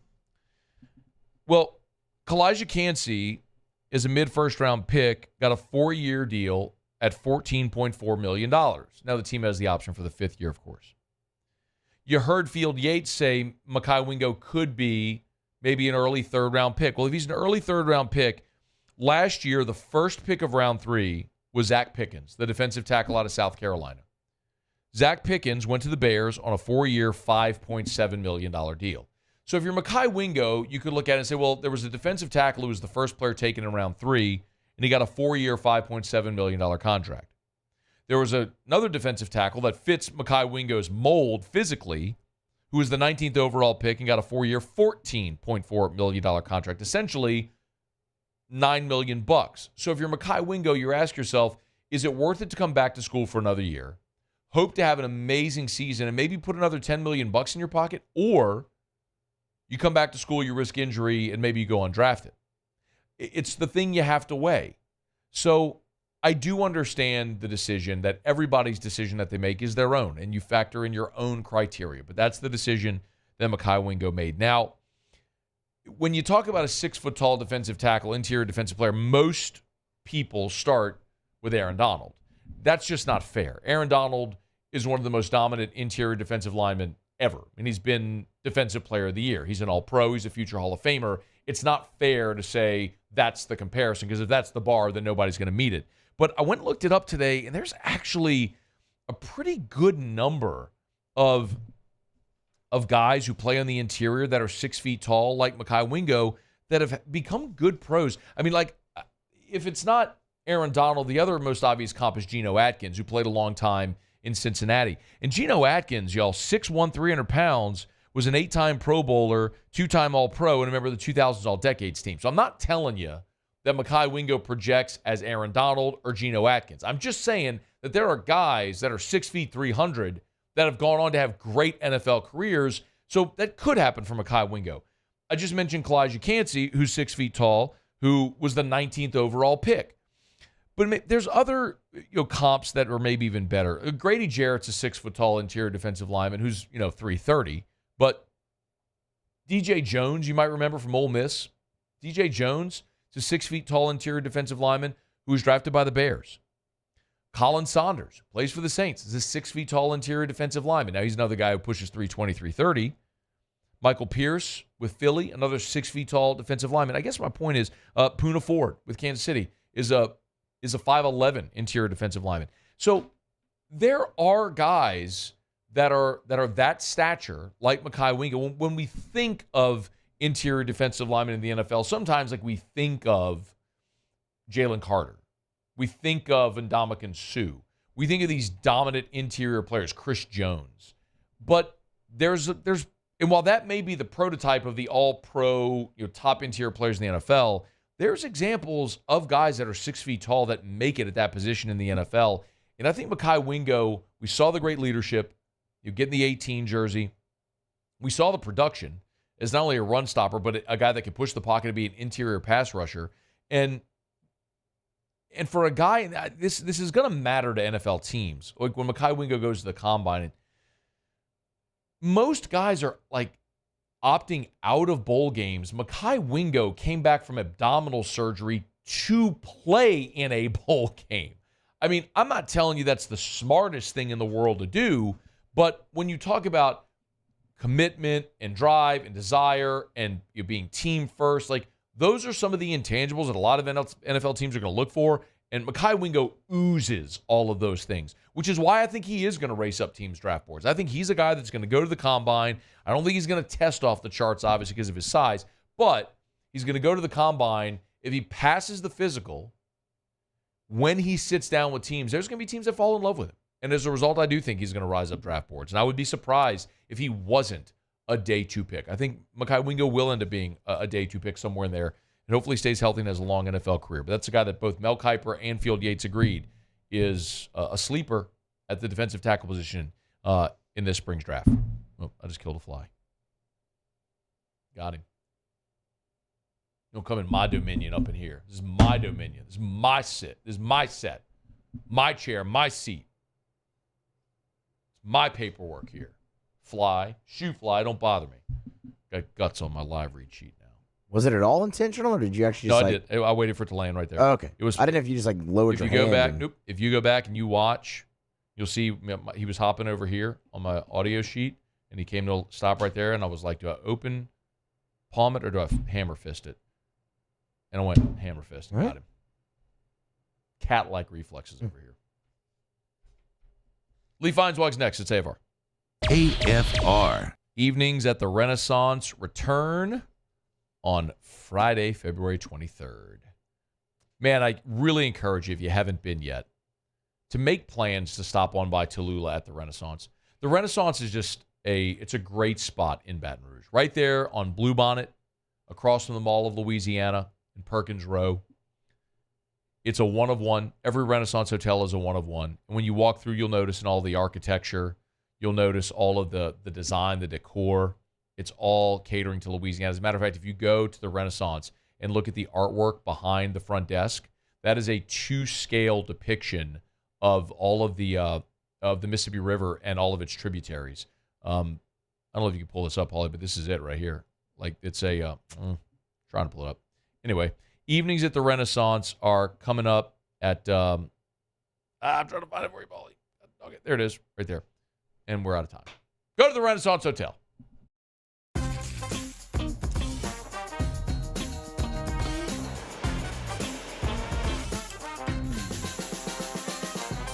The best kept secret in town is out. Discover Tallulah at the Renaissance Hotel on Bluebonnet. Bayou Ford has the new inventory to get you in a new Ford truck or SUV today, or customize your next vehicle just the way you want it. All new Bayou Ford vehicles come with a 1 million mile powertrain warranty. The crew at Bayou Ford is going to do right by you. Happy New Year from your friends at Front to Back Boat Service. And what better way to kick off your new year than by taking your boat to the next level? Get the boat of your dreams, and that's where Front to Back comes into play. You want that spot lock trolling motor that's going to keep you right there on the water where you need to be. How about some forward-facing sonar that actually shows you the fish before you even cast? Custom stereo jobs, all of it. Sherman family's been doing it for 38 years. Go to fronttobackboatservice.com. The importance of doing this fortified program and offering it to people down here is, number one, the only real chance you're going to get to do this is when you put on a new roof or build new. And through companies like HUDCO, who's kind of leading the way in this thing, it's going to offer the customers a huge advantage in the insurance market and the price of their insurance. You know, we're not looking to make a fortune off fortifying. We're trying to give you a better product than our competitor at the moment. I'm trying to do something that he can. I'm trying to give you something better. So a lot of these insurance jobs, you're getting a re-roof, you're only paying your deductible. Let's sit down and talk about the fortified and let's see what it does to your insurance premium. You're getting a steal. Yeah. You're getting a brand new roof and a fortified certificate for your deductible, essentially. And I think we're rocking and rolling.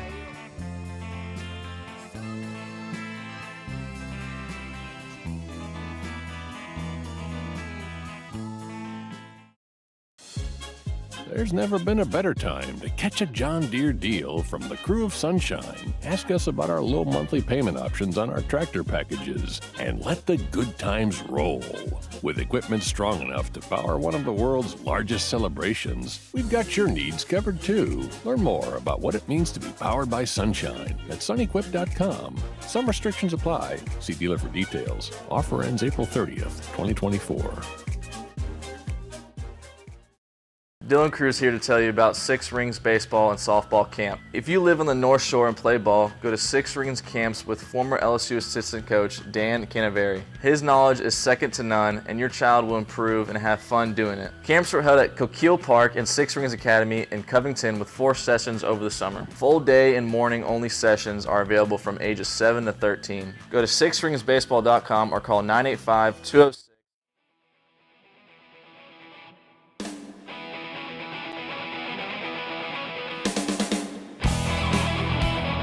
After further review, powered by Sunshine, your hometown John Deere dealer in Louisiana.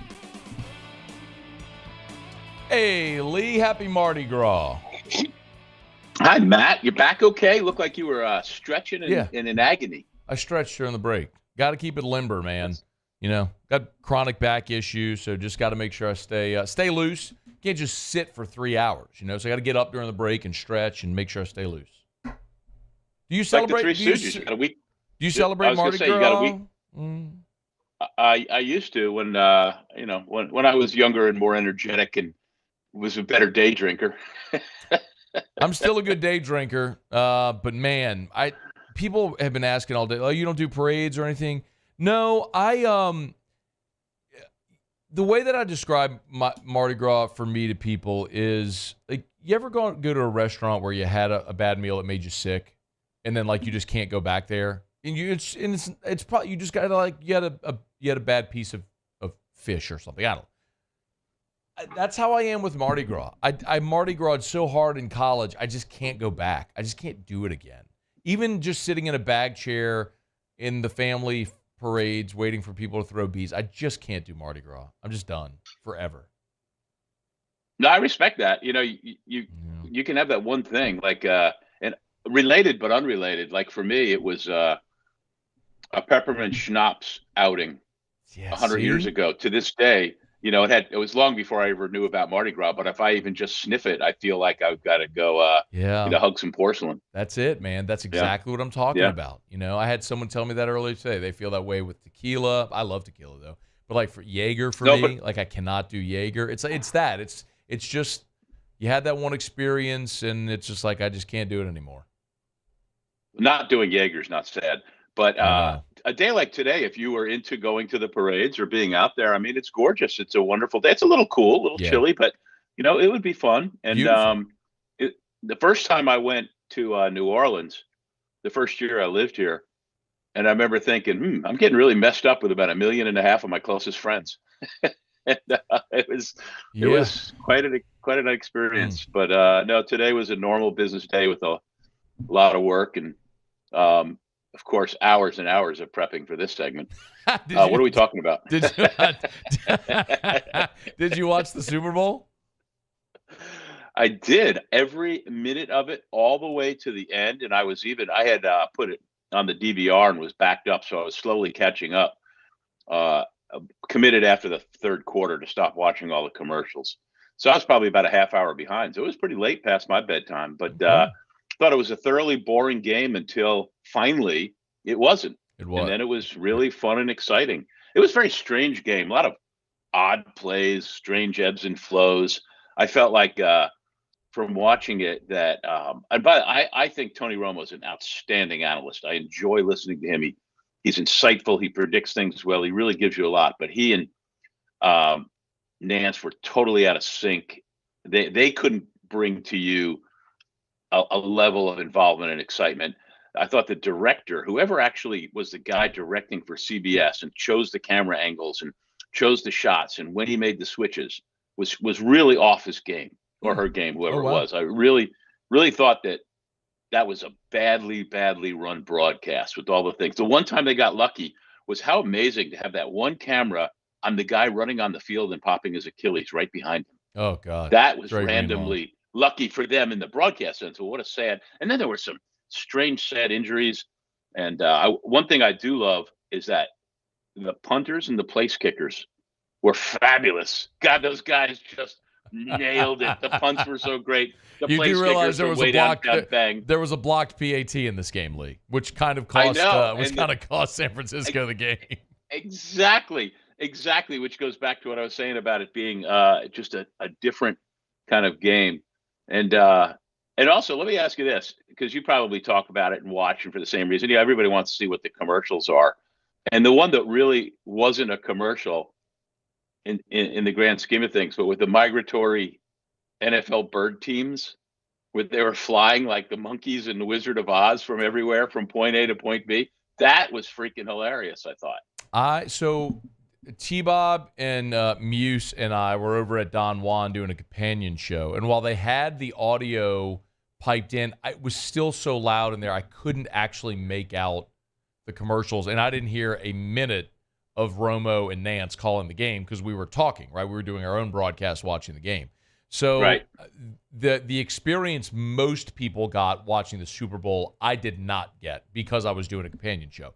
But it was still fun. I mean, it was. I think you accurately depicted the game. It was a boring game until it wasn't, and at the very end, it certainly delivered the way that it did. Hey, do you buy? We were talking about this earlier. So we got the ratings right, and so they're finally starting to incorporate out-of-home viewing. And if you incorporate the out-of-home viewing, they're estimating 202 million people watch the Super Bowl. Do you feel that's right? That would put it right at about, 60% of our country? Do you think it's more or less? Yeah, that seems fair. I mean, in the worlds that you and I travel in and the people we know, aren't you surprised if somebody tells you they didn't watch the Super Bowl? Now, we're not accounting. We're not 100%, but so, in that scope, I would say at least, because I personally, in my scope of friends and family and the people I deal with, I don't know anybody that didn't watch it. At least take in most of the game. I imagine you're the same way. Yeah, absolutely. I just and you're also someone that travels a lot, and you experience a lot of different cultures, and not necessarily like football obsessed culture. So I ask you, meaning like you will come across people who aren't like, it's hard when you do a sports talk radio show. It's hard to come across anybody who isn't watching the Super Bowl for some reason, right? But like, Erica and I went with some friends to wine country last year, and I'm certain there were people I met in wine country that could not identify either teams in the Super Bowl or have any interest whatsoever in watching. You know what I mean? So like, there's pockets of the world that in our country that aren't interested. I'm just curious how big that pocket is. Like, is there really a third of the country that doesn't watch? I don't know. Sure. If you think about the breakdown of who we are and what we are as a country, and how many people who are citizens of this country who are not originally from here, and probably to them football is as foreign as many other things, but if you've ever been to, I've been lucky enough to have been to a handful of pro soccer games in other countries, and they probably would be just as shocked to find out that people here, that most of us don't tune in for the World Cup. Well, that's different. I'm not talking about international competition. I'm talking specifically, like, it wouldn't surprise me at all if other nations aren't watching the Super Bowl, but in this country where it's such a massive, not only sporting event, but social event, where it is, like you said, it's about the commercials and the halftime show. Like, the NFL does a very smart thing with, Post Malone doing America the Beautiful, Reba McEntire doing the anthem, Usher doing the halftime show. Like, they find ways to have cultural touch points that's going to draw damn near anybody in our nation to that broadcast over 3.5 or 4 hours. Yeah, and how many times in your career will you have in the same sentence Post Malone, Reba McEntire, that's the and point. Usher? Yeah, that's isn't that the point? Yes, and but I've been in London, for example, on Thanksgiving weekend, and there are the sports bars that I went to try to watch American football, including an LSU game, were just packed to the hilt. Texas and Texas A&M, that's a big weekend for them. And just until that game was over and all those people left, and then the next crowd came in. I don't know if that's an answer to it, but it's like football draws. Lee Feinswog's with us. Hey, did you is the Nick Saban stuff up on YouTube yet? No, but thank you. I'll make a note. Okay. Because you told me to ask you about it last week. So all of Lee's Sports Monday interviews from years ago with Nick Saban, he's condensing them all and going to put them all on YouTube. So that'll be a great archive. To go back and watch interviews with Nick Saban from 20 years ago. It'll be interesting. It was a lot of fun stuff. A handful of clips, maybe 8 or 10 of them. I'll get that done this week, and I will send you the link so that your social media followers will have it, because you have infinitely more than I do. But I'll put it on my own Facebook and Twitter. I don't know if I would say it out there. I don't know if I would say infinite, but yes, certainly more.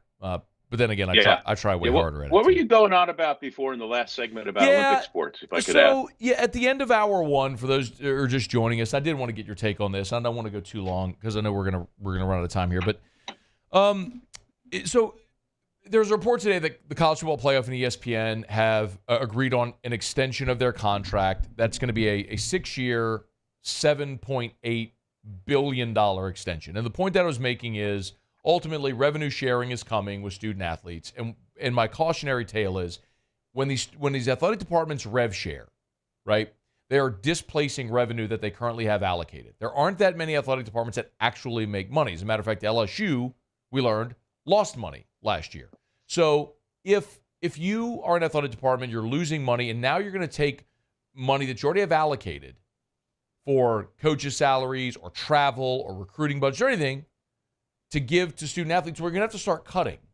And ultimately and eventually where they're going to cut as a result of Title IX is men's sports. The non-revenue sports, men's sports are going to be the first to go. And the point I was making, Lee, is I don't know if the audience or the casual fan cares if there's a men's golf team or a swimming and diving team or name it. And I'm not trying to call out those programs. Please don't misunderstand. And I think there's merit to it.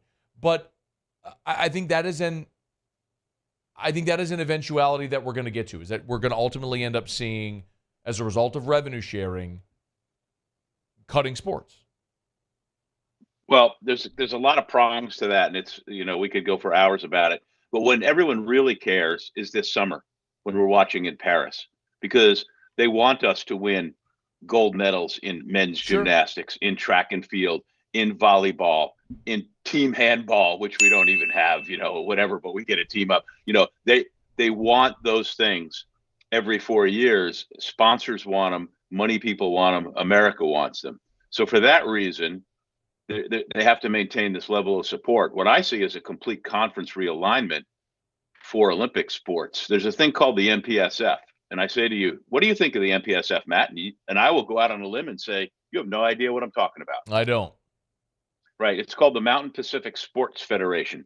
And the Mountain Pacific Sports Federation is a league out west that is in existence to accommodate Olympic sports that are not fielded in other conferences. Okay. Like, I'll give you an example. Be ready, boys.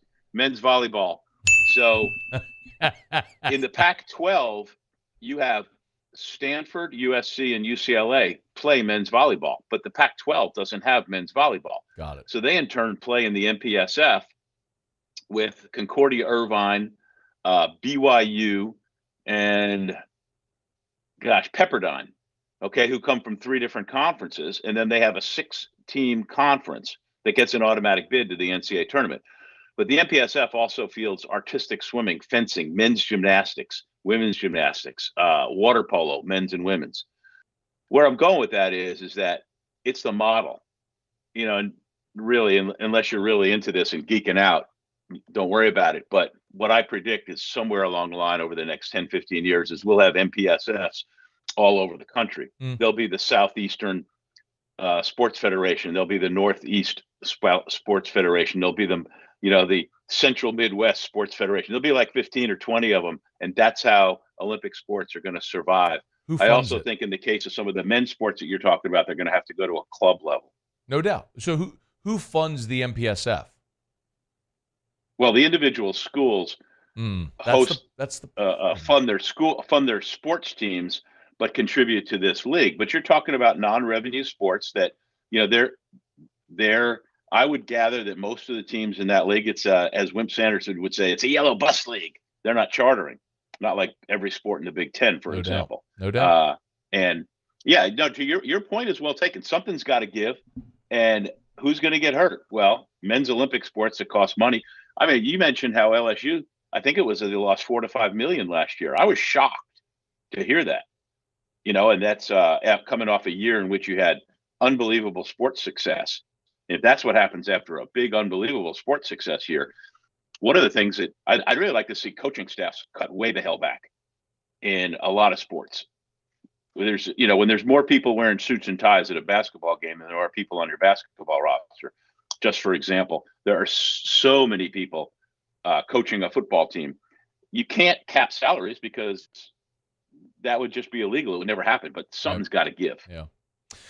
And what's going to give is that, that's a good conversation. I mean, I think it's worth having that conversation And while I understand not everybody deeply cares about it right now, like it's an inevitability. It's like it's very obvious. Like we're in the car, the cruise control is set, and we're heading toward that line. Like that's where we're going. And there is no offer. Right. So it's where we're going. And like I said, everybody who's listening, just like you talked about the Super Bowl, everybody watches the Olympics in some form or fashion. You may not watch every sport, but you watch a lot of it. And if you're American, you root for America, and you want America to do well in every sport it puts forth, especially when you're watching. And there'll be a level of frustration there. All right. We're really long, but let's do it. Let's talk about beer. Okay. You got it. What is the malted liquor? What gets you drunker quicker? What comes in bottles or in cans? Beer. Can't get enough of it. Beer. How we really love it. Beer. Makes me think I'm a man. Beer. I could kiss and hug it, but I'd rather chuck it. Got my belly out to here. Beer. I could not refuse it. I could really use a beer. Beer. Take it away. Shiner, that great brewery over in Texas, has its peach wheat. I will read the notes. A wheat ale brewed with juicy, perfectly ripe peaches from the Texas Hill Country. These peaches, along with a mix of two-row and wheat malts, make for a slightly sweet, refreshing ale. Matt, it's an annual. It's a seasonal. Started in 2017. Only 4.5% alcohol. It's for the nice weather. It's a real nice, good-tasting beer, and a little different. And I know you got to get back on schedule. So I enjoyed this conversation. I will let you know when the Saban Show is up on YouTube sooner than later. And I'm going to go have me another Shiner Peach Wheat. Thank you, Lee. We appreciate it.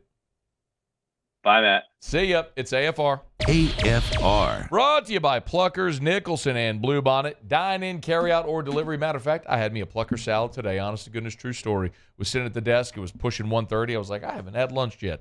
Punched up the DoorDash app, ordered a blue cheese chicken Cobb salad, grilled chicken. Love the ranch dressing there as well. The blue cheese crumble. It's a fantastic salad. Big, beautiful salad with grilled chicken. You can eat healthy at Pluckers, or you can go binge, which is a great spot to do that. Award-winning jumbo chicken wings, ice-cold draft beer, full-service bar, sports on TV, all the sides, desserts as well. Holy macaroni, the fried pickles, they got it for you. My dad loves the blue cheese potato chips. I love the cheese fries.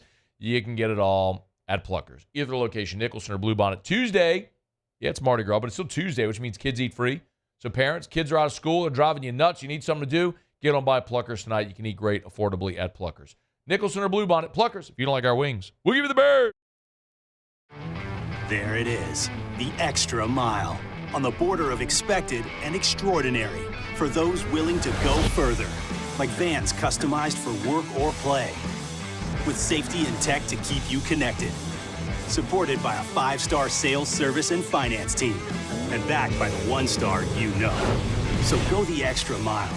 It's never crowded, because so few have what it takes to go there. Mercedes-Benz Vans. There's never been a better time to catch a John Deere deal from the crew of Sunshine. Ask us about our low monthly payment options on our tractor packages, and let the good times roll. With equipment strong enough to power one of the world's largest celebrations, we've got your needs covered too. Learn more about what it means to be powered by Sunshine at sunequip.com. Some restrictions apply. See dealer for details. Offer ends April 30th, 2024.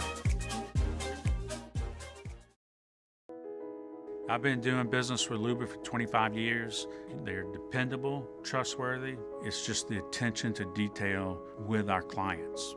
Our folks have years and years of experience. They're highly trained professionals, but many companies have that asset. What I'd like to think makes Luba a bit different is that we use those talents in a way that truly is dedicated to serving the needs of the folks who depend on us.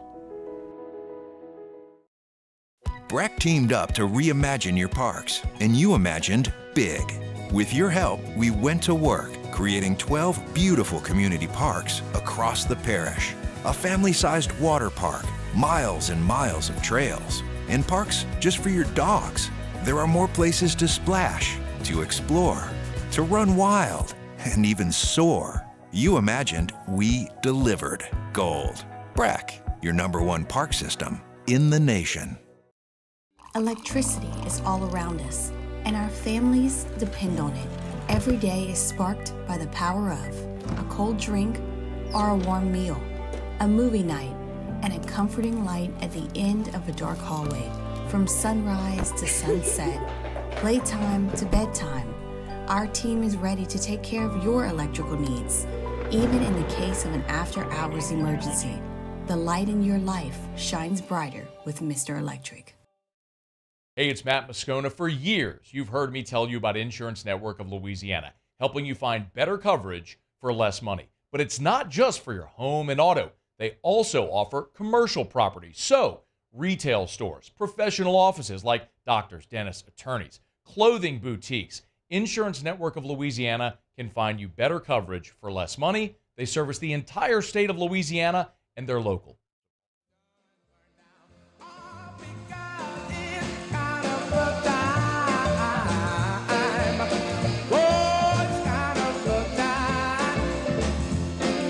After further review powered by Sunshine, your hometown John Deere dealer in Louisiana.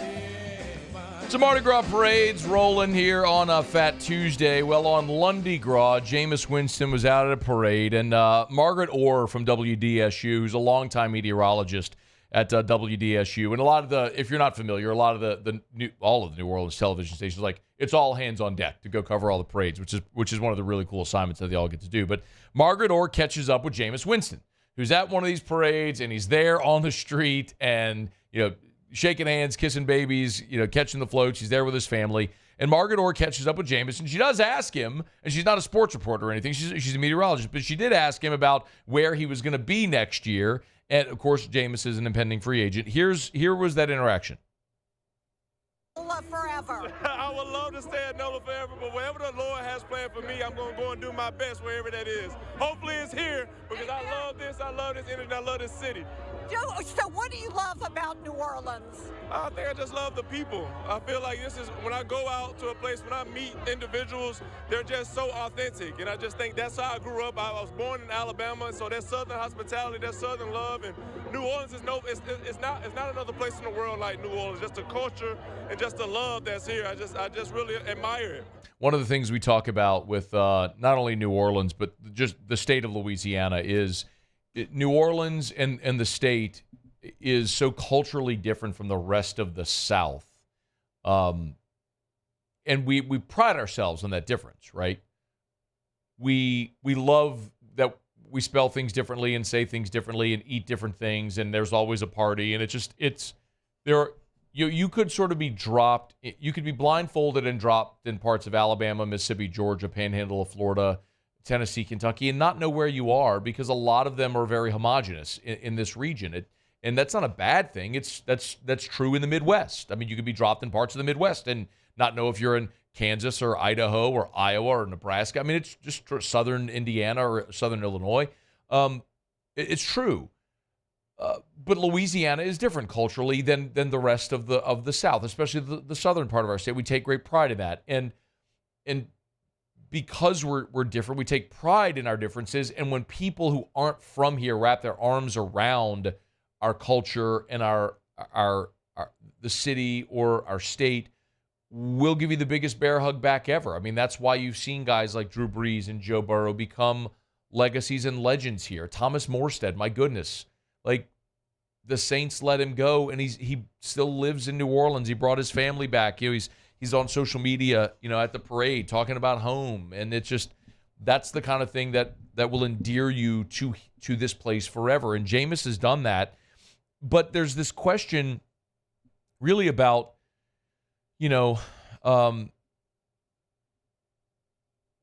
what's going to be next for Jameis, and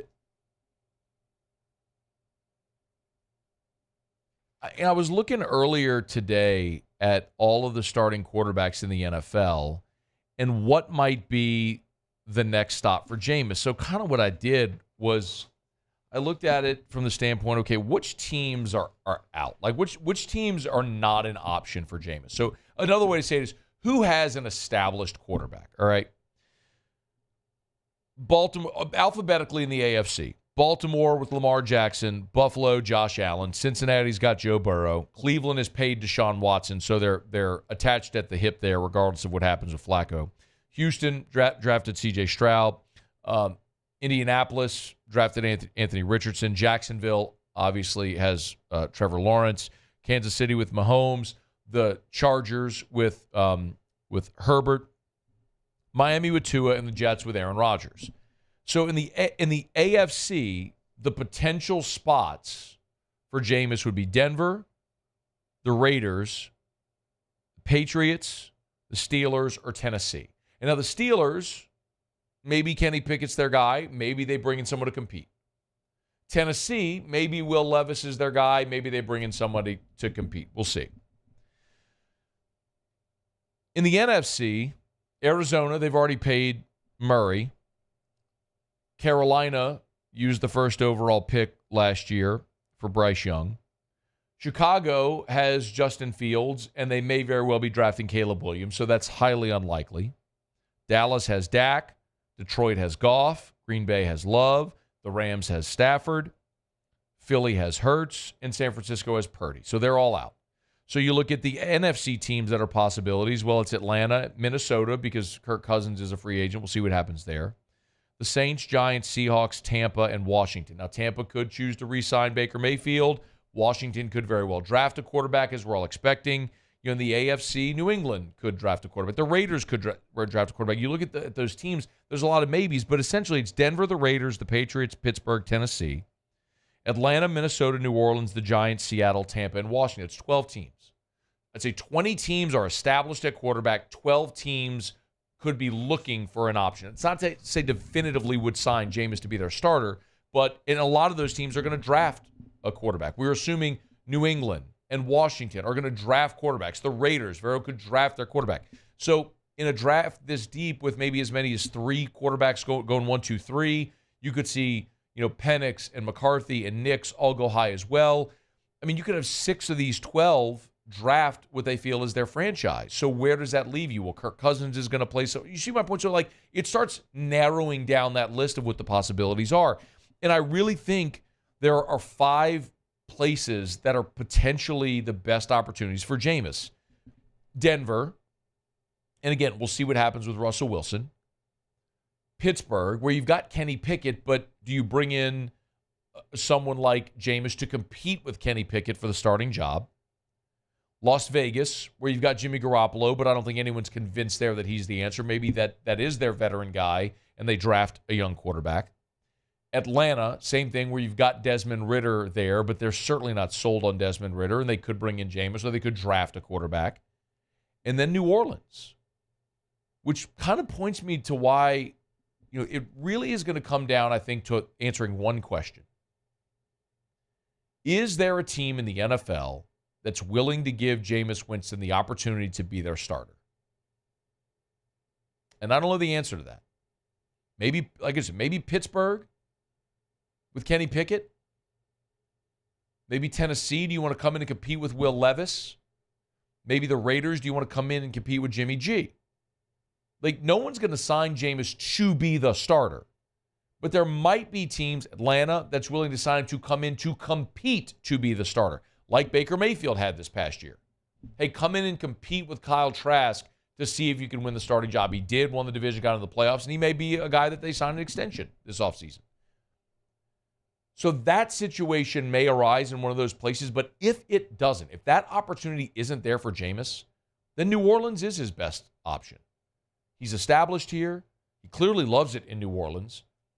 He's exactly what you want in a backup quarterback, a guy that's been a starter, that's had success, that has ability, that has the respect of the locker room, that's a veteran, that if you need him in a pinch because of an injury to your starter, can go give you 2, 3, 4, 5 weeks as a starter and be good, keep the train on the tracks.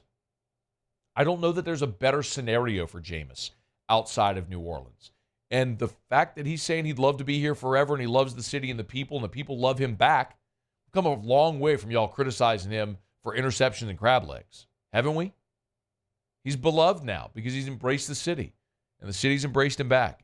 And I think the organization will as well. I'd love to see Jameis back in New Orleans. But with Derek Carr there, he's not going to be anything more than the backup. The question is, are any of the 12 teams I just rattled off willing to pay him to come in and compete for the opportunity to be their starter? If that opportunity presents, then Jameis probably leaves. If he doesn't, then he might just be a Saint for life. Okay, let me knock out a break. Muse will do Tigers and the Pros when we come back, and we'll get to hour number 3 coming up. A ton to do, and glad you're here. It's AFR. AFR. Get Gordon and get it done. Gordon McKernan Injury Attorneys. We had not one but two Get Gordon spots on Super Bowl Sunday. We found out the name of the new McKernan pup, Rosie McKernan, and then also the one that I preferred. Rosie's really cute, but Flaugier doing the Get Gordon rap was awesome. If you haven't seen it yet, it's on their social media, any of the social media platforms. You can go to Twitter, Facebook, Instagram, TikTok, and you'll see the Get Gordon rap with Flaugier. It was awesome, man. Flaugier, of course, part of the LSU women's basketball team, part of the G team as well. She did a remix of the Get Gordon rap, and it was their Super Bowl commercial there at the end of halftime. It was pretty phenomenal. So go check it out if you haven't done it yet. Remember, of course, if you've been injured in an accident and it's not your fault, do what injured people in our state have done for more than 30 years. Get Gordon and get it done. Go to getgordon.com. That's getgordon.com, or call the 888-8888 for Gordon McKernan Injury Attorneys. Get Gordon. Get it done. Bayou Chrysler Dodge Jeep Ram has $20,000 off new 23 Ram 1500 Black Widow trucks, $20,000 off new Ram 1500 trucks, and all new Bayou Automotive vehicles come with a 1 million mile warranty. The crew at Bayou Automotive is going to do right by you. Join MMR and ignite your career today. MMR is the largest electrical and instrumentation contractor in the nation, and they're seeking talented individuals to join their team. For over 3 decades, they've been headquartered right here in Baton Rouge, and they have offices all around the globe. And MMR offers a tailored path for both professional and personal development, outstanding benefits, and a dynamic culture. So whether you're an intern, a seasoned pro, or you're just starting out, see what MMR can offer you. Apply at mmrgrp.com.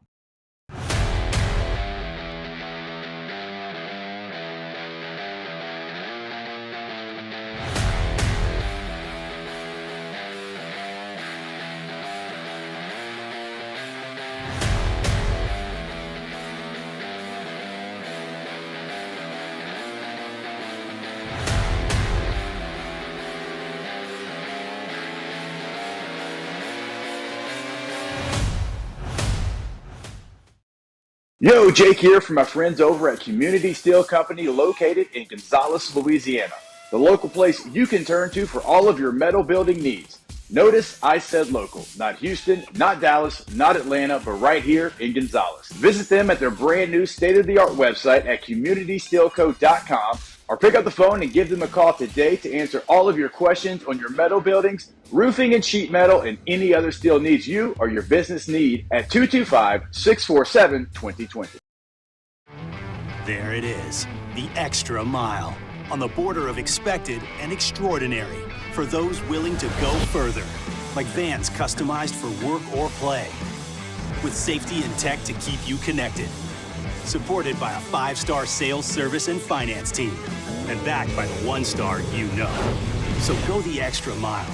It's never crowded, because so few have what it takes to go there. Mercedes-Benz Vans. I've been doing business with Luba for 25 years. They're dependable, trustworthy. It's just the attention to detail with our clients. Our folks have years and years of experience. They're highly trained professionals, but many companies have that asset.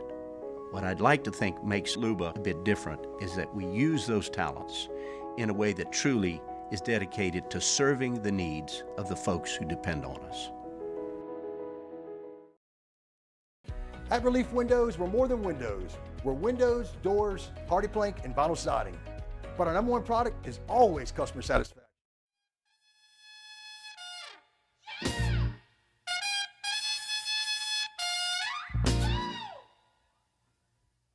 After further review powered by Sunshine, your hometown John Deere dealer in Louisiana. All right, wrapping up hour number 2, Muso. Tigers in the Pro.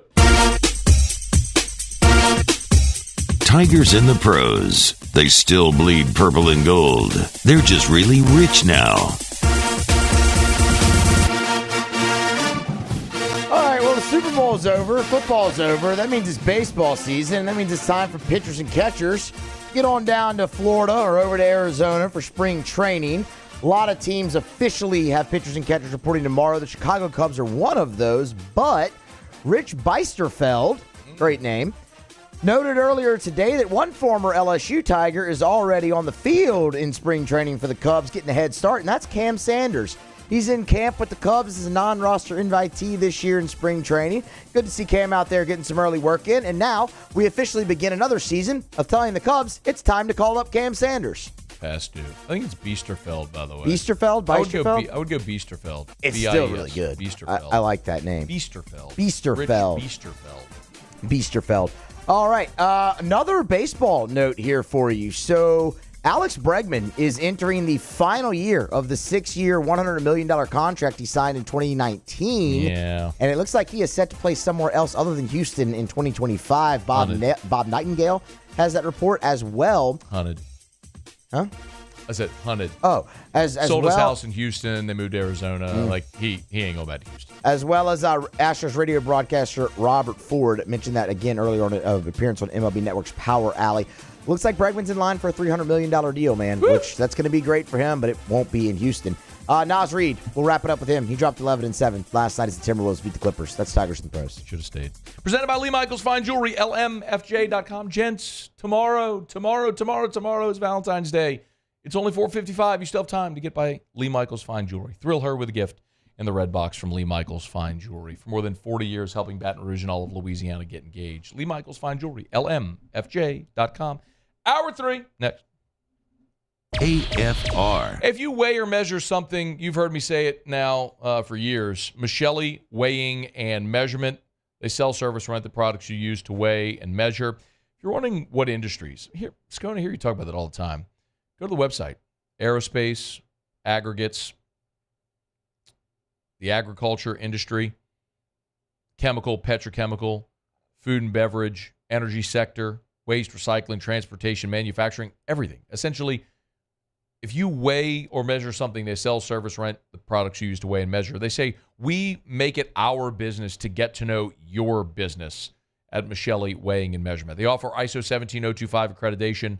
You got devices and equipment that need to be calibrated, precision measurement devices. They can come on site and do it. If you have equipment that can't leave or you don't want to leave your facility, Michelli will come to you. It's Michelli Weighing and Measurement, online at Michelli.com for more than 75 years. Michelli.com. Bayou Ford has the new inventory to get you in a new Ford truck or SUV today, or customize your next vehicle just the way you want. All new Bayou Ford vehicles come with a 1 million mile powertrain warranty. The crew at Bayou Ford is going to do right by you. Happy New Year from your friends at Front to Back Boat Service. And what better way to kick off your new year than by taking your boat to the next level? Get the boat of your dreams, and that's where Front to Back comes into play. You want that spot lock trolling motor that's going to keep you right there on the water where you need to be. How about some forward-facing sonar that actually shows you the fish before you even cast? Custom stereo jobs, all of it. Sherman family's been doing it for 38 years. Go to fronttobackboatservice.com. Gulf Coast Office Products is a nationally recognized Savin office equipment dealer based right here in Louisiana. Over 100 employees strong, Gulf Coast has the boots on the ground to support all vertical markets, from education, engineering, legal, and finance. With the latest in office technology, from desktop to production segment units, Gulf Coast and Savin have the perfect fit for you. Call 225-756-2644. That's 756-2644 for Gulf Coast Office Products. Was a humid day, barefoot children play, looking for that summer shade. Time just slips away. Oh, Louisiana, some kind of hold on me. Like cypress stumps, your roots are planted deep inside of me. There's never been a better time to catch a John Deere deal from the crew of Sunshine. Ask us about our low monthly payment options on our tractor packages and let the good times roll. With equipment strong enough to power one of the world's largest celebrations, we've got your needs covered too. Learn more about what it means to be powered by Sunshine at sunequip.com. Some restrictions apply. See dealer for details. Offer ends April 30th, 2024. Dylan Cruz here to tell you about Six Rings Baseball and Softball Camp. If you live on the North Shore and play ball, go to Six Rings Camps with former LSU assistant coach Dan Canaveri. His knowledge is second to none, and your child will improve and have fun doing it. Camps were held at Coquille Park and Six Rings Academy in Covington with 4 sessions over the summer. Full day and morning only sessions are available from ages 7 to 13. Go to sixringsbaseball.com or call 985-206-9096. Learn the game to love the game.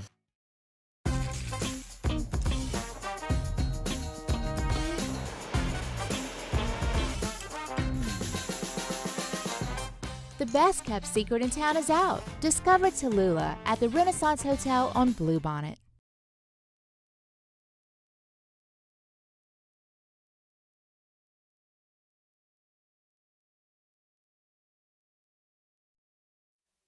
This is SportsCenter. I'm Christine Lisi. In the wake of multiple 49ers players saying they were not aware of the new overtime playoff rules, Coach Kyle Shanahan today said he had laid out a plan for his staff before the playoffs even began, added that he instructed his assistants to let the team know before overtime started in Super Bowl LVIII, but did not feel the need to discuss the plan with the team again before that point. An admission from crew chief Ed Malloy that last night's foul call on the Knicks' Jalen Brunson was wrong, said the contact occurred after Houston's Aaron Holiday released the ball on his three-point attempt late in the fourth quarter. Knicks wound up losing the game, and that might cost them dearly in playoff seeding, warns ESPN's Kendrick Perkins. The number 2 seed is so important because you don't want to face the Boston Celtics into the conference finals. Getting that number 2 seed, and the Knicks are knocking at the door. And this game right here that was determined by a wrong call by the officials could hunt them down the line. The Knicks are currently in a tight race with the Cavaliers, Bucks, and 76ers for that number 2 seed in the Eastern Conference. ESPN Radio is presented by Progressive Insurance, making it easy to save money. When you bundle your auto policy with home, condo, or renters, you'll earn a multi-policy discount. Easy to bundle, easy to save. Visit Progressive.com. Matt Moscona. I'm very important. After further review. Say one more time. After further review with Matt Moscona. And here we go. Live from the Mercedes-Benz of Baton Rouge Studios. That's right.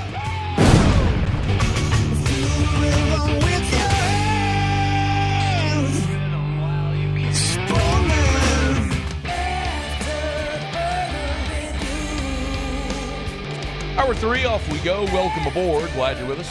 AFR, powered by Sunshine, your hometown John Deere dealer in Louisiana. I'm Matt. Love you, Matt. Paul O'Neill. They're chanting Paul O'Neill's name.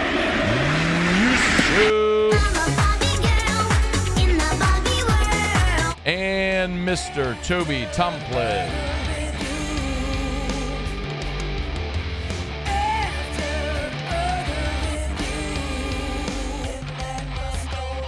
All right, we're here. Glad you are as well. Get out there and make it a good one. 5 o'clock quitting time. Glad you are driving home with us.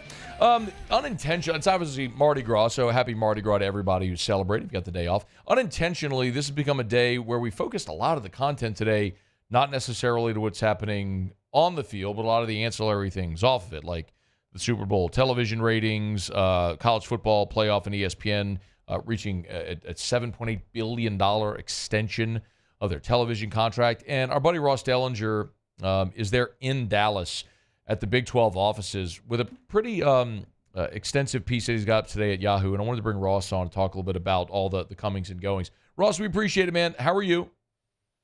I'm good, man. How you doing? I'm doing well. What's the general vibe? I know you wrote about it, but for our audience's benefit, there at the ACC offices, or excuse me, at the Big 12 offices, excuse me, especially considering they seem to emerge victorious from this bloodletting, and it's the Pac-12 that was slain. Yeah, well, I think everybody, every league is a little wary right now if you're not in the SEC and Big Ten, especially after the SEC and Big Ten announced their joint partnership to create that board two weeks ago or so. I think everybody's a little on edge. But Brett Yormark talked to me when I visited his offices at Big 12, and I talked to ACC Commissioner Jim Phillips as well around CFP meetings last week in Dallas, and they kind of came out with their first public statements a little bit about the partnership. I think they view it not as a threat, but they're hoping to continue to work together with the Big Ten and SEC. But you'd be kind of crazy, right, not to be a little threatened and I think a little caught off guard. I think some of them certainly were.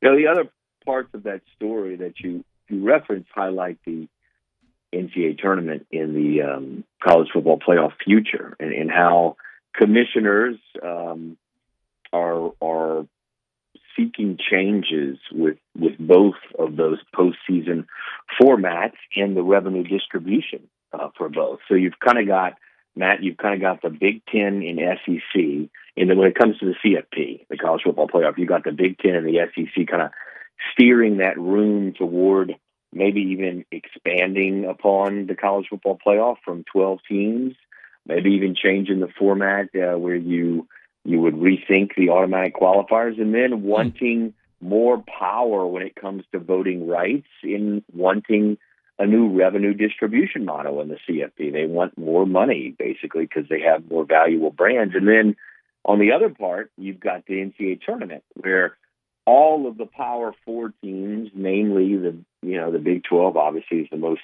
competitive and probably successful right now basketball league, wants the NCAA tournament to expand, wants more power programs in the NCAA tournament. And it's something that not just Big 12 leaders, but other Power 5 conference leaders raised with NCAA President Charlie Baker when they met a few weeks ago. So lots of change coming.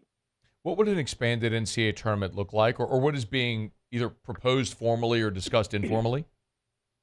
Yeah, well, 2 years ago, Matt, you might remember the lovely NCAA Division I Transformation Committee that was supposed to bring transformative change to the NCAA.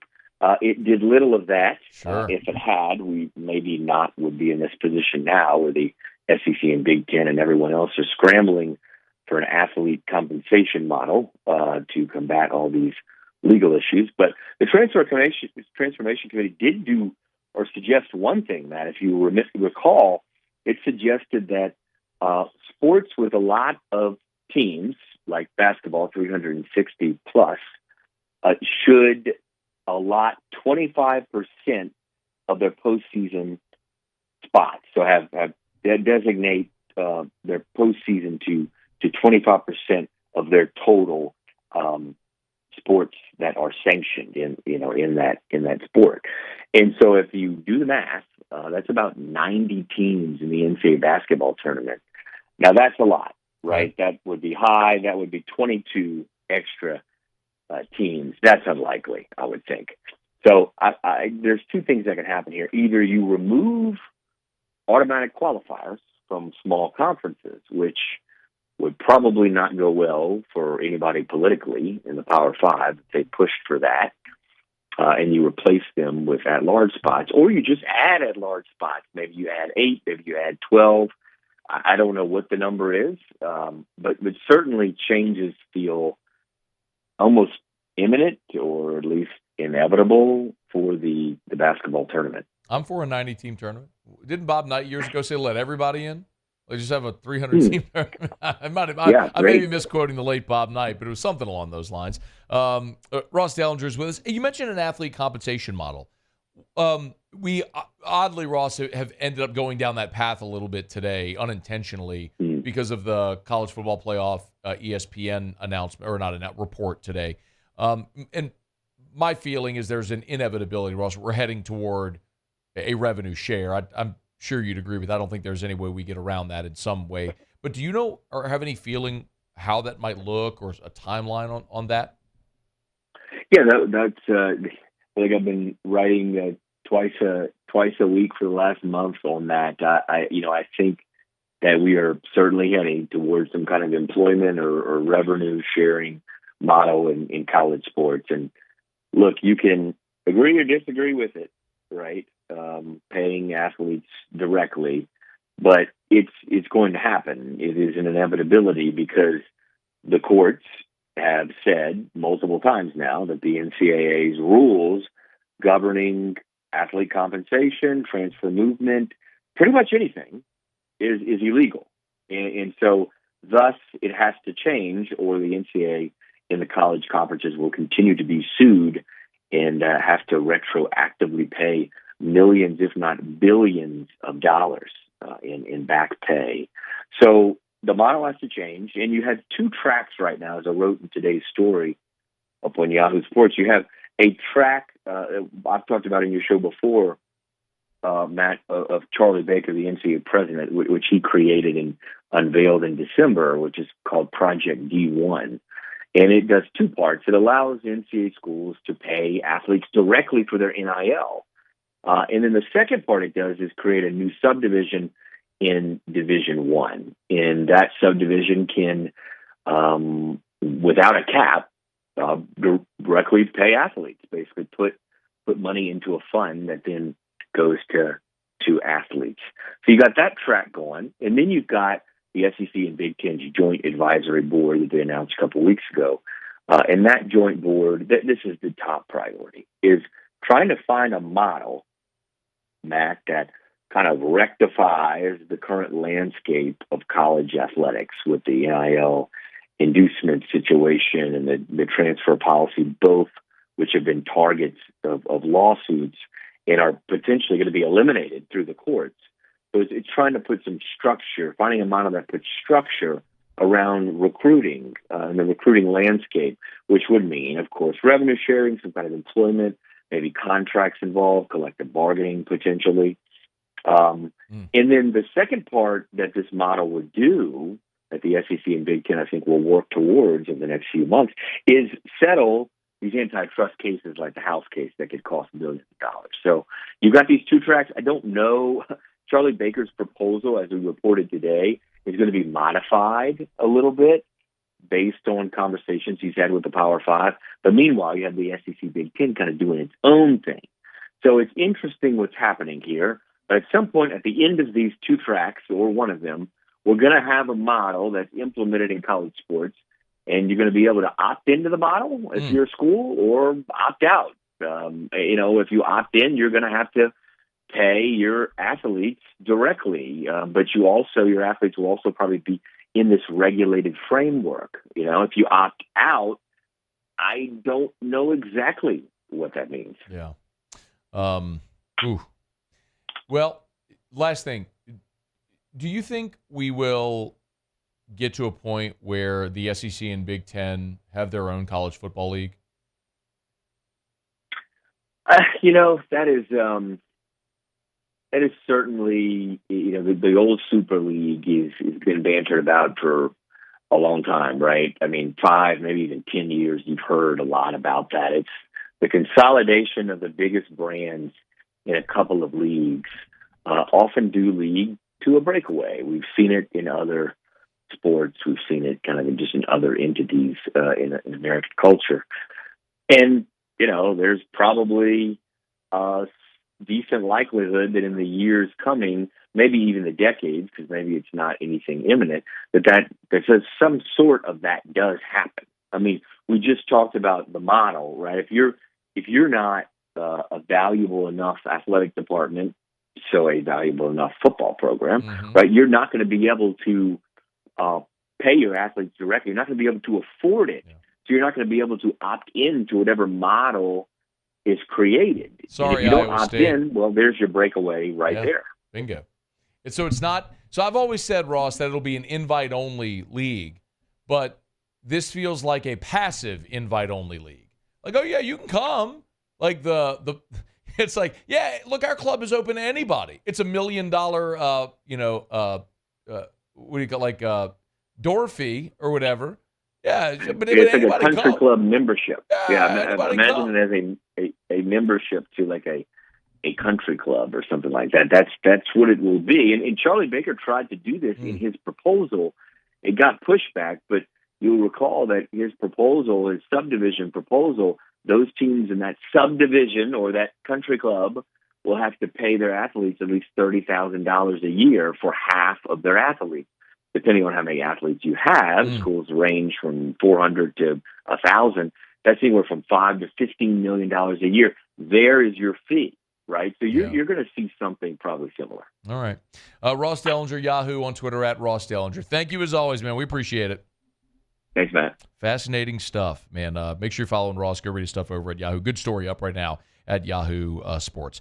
All right, we're brought to you by South Point Volkswagen, southpointvw.com. New and certified pre-owned in Baton Rouge and online at southpointvw.com. That's southpointvw.com. Hey, look, if you're in the market for a new vehicle, make sure you get by and see our friends over at South Point Volkswagen, Louisiana's largest volume Volkswagen dealer. Actually, with my car in the shop right now, after I was brutally assaulted by a flailing piece of tire that landed on my hood. Last night I drove Erica's Atlas. She got a 2024 Atlas, and it is flawless, y'all. The style, the feel, the performance of luxury, things I say every day. The LED lights that run throughout give it such a gorgeous, luxurious feel, especially at night.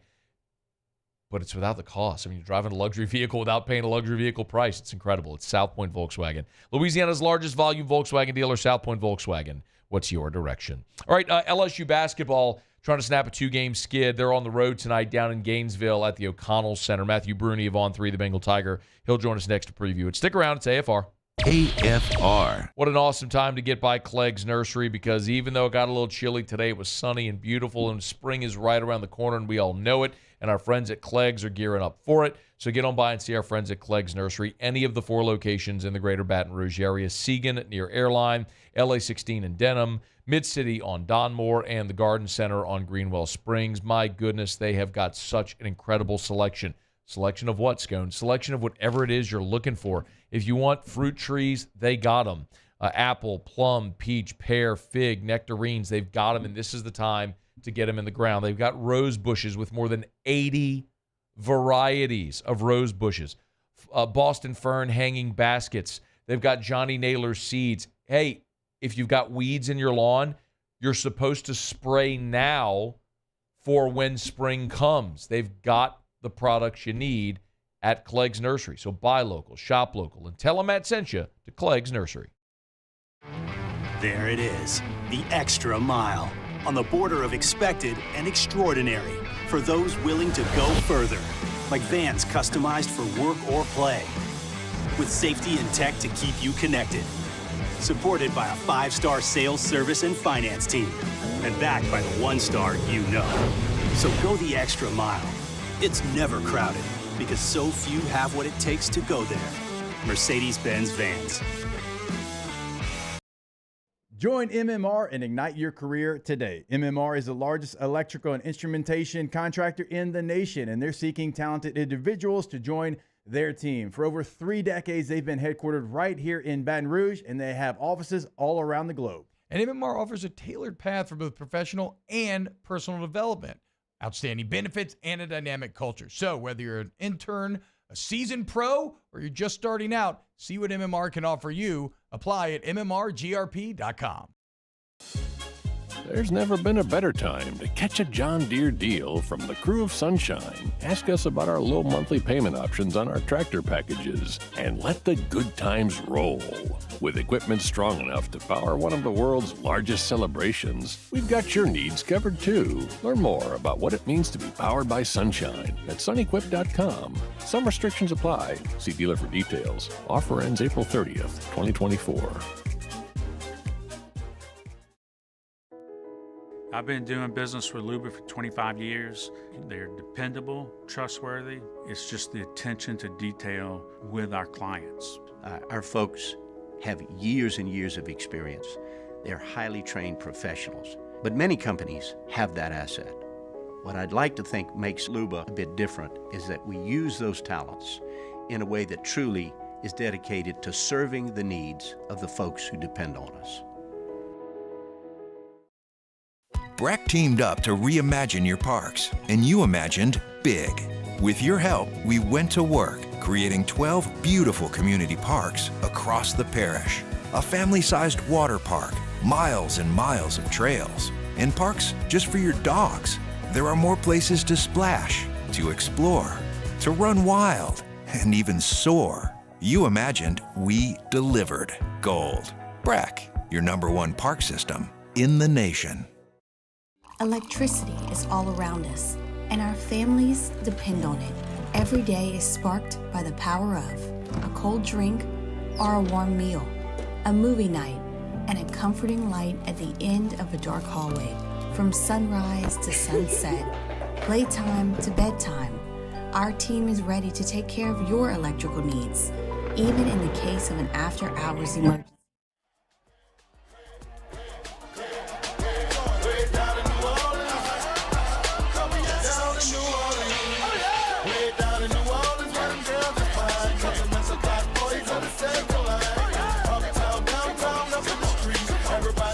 After further review, powered by Sunshine, your hometown John Deere dealer in Louisiana. Basketball Tigers tip off about an hour and a half from right now down in Gainesville against the Gators, try to snap a 2-game losing streak. Matthew Brune on 3, the Bengal Tiger, good enough to spend a couple of minutes with us here to preview the game. How are you, dude? Hey, man, I'm doing all right. Like you said, just basketball tonight, so I'm waiting for that one. Hey, man, I think we can all look at the schedule and see this 5-game swing and what they're up against. If you had to circle one that might be a good spot for them to steal one, where look, they're going to be an underdog in all 5 of these games. They've already lost 2 of them. But if there was a good spot for them to steal, where do you think that spot is on the schedule?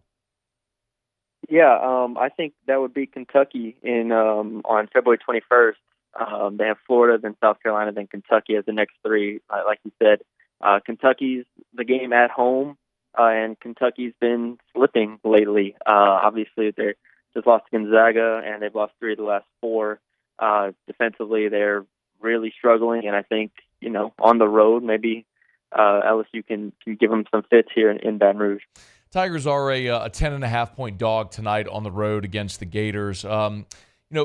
Florida, it's interesting, man. They lost that game at Texas A&M and bounced back to beat Auburn, kind of a letdown spot for Auburn. But when you look at this Florida team, is there anything, Matthew, or any spot on the floor where LSU seems to match up well against the Gators?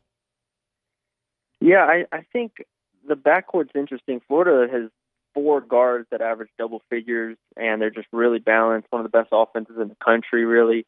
I think, in theory, if Jalen Cook can get it together a bit, you have Jalen Cook and Jordan Wright kind of as a backcourt that can match up with them a bit.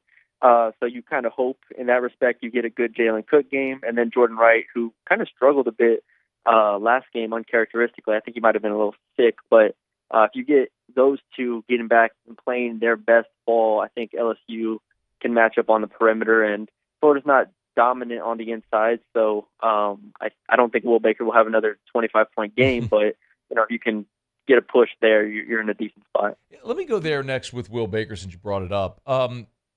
What has been working so well for him the past couple outings? So, ever since he was unconscious against Arkansas, man, he hasn't really let up. What's working so well?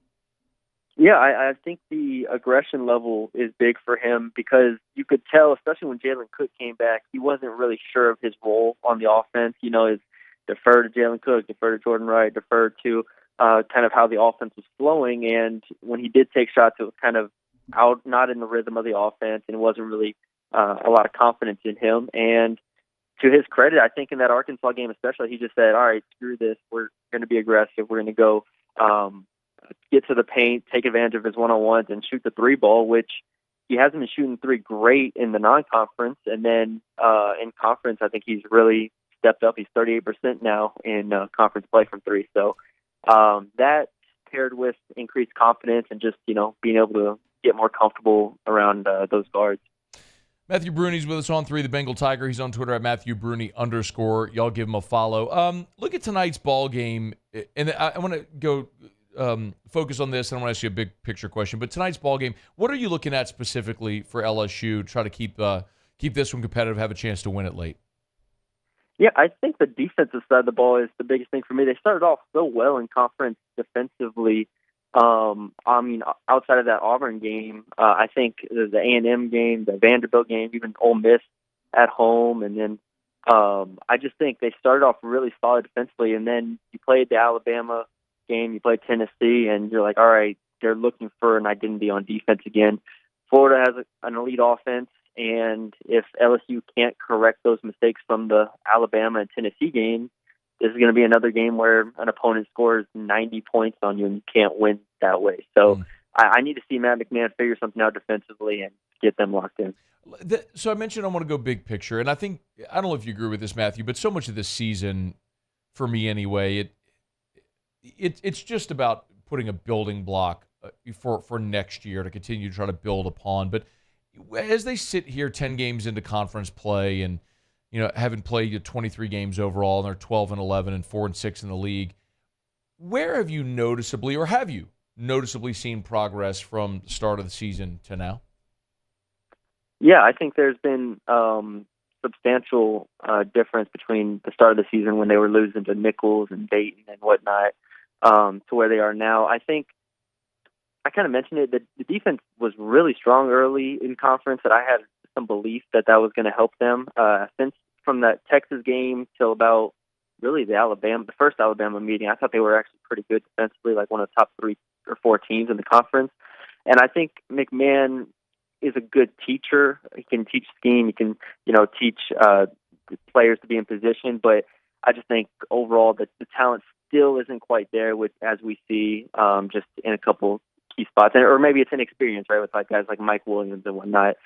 So I think the difference has been kind of, you've seen flashes defensively, and then when he's gotten Jalen Cook right, I think you see the backcourt that he envisions with them being able to score and create, and really those guards kind of leading the way. And I think we saw that when he had, John Morant, Cameron Payne, guys like that at Murray State.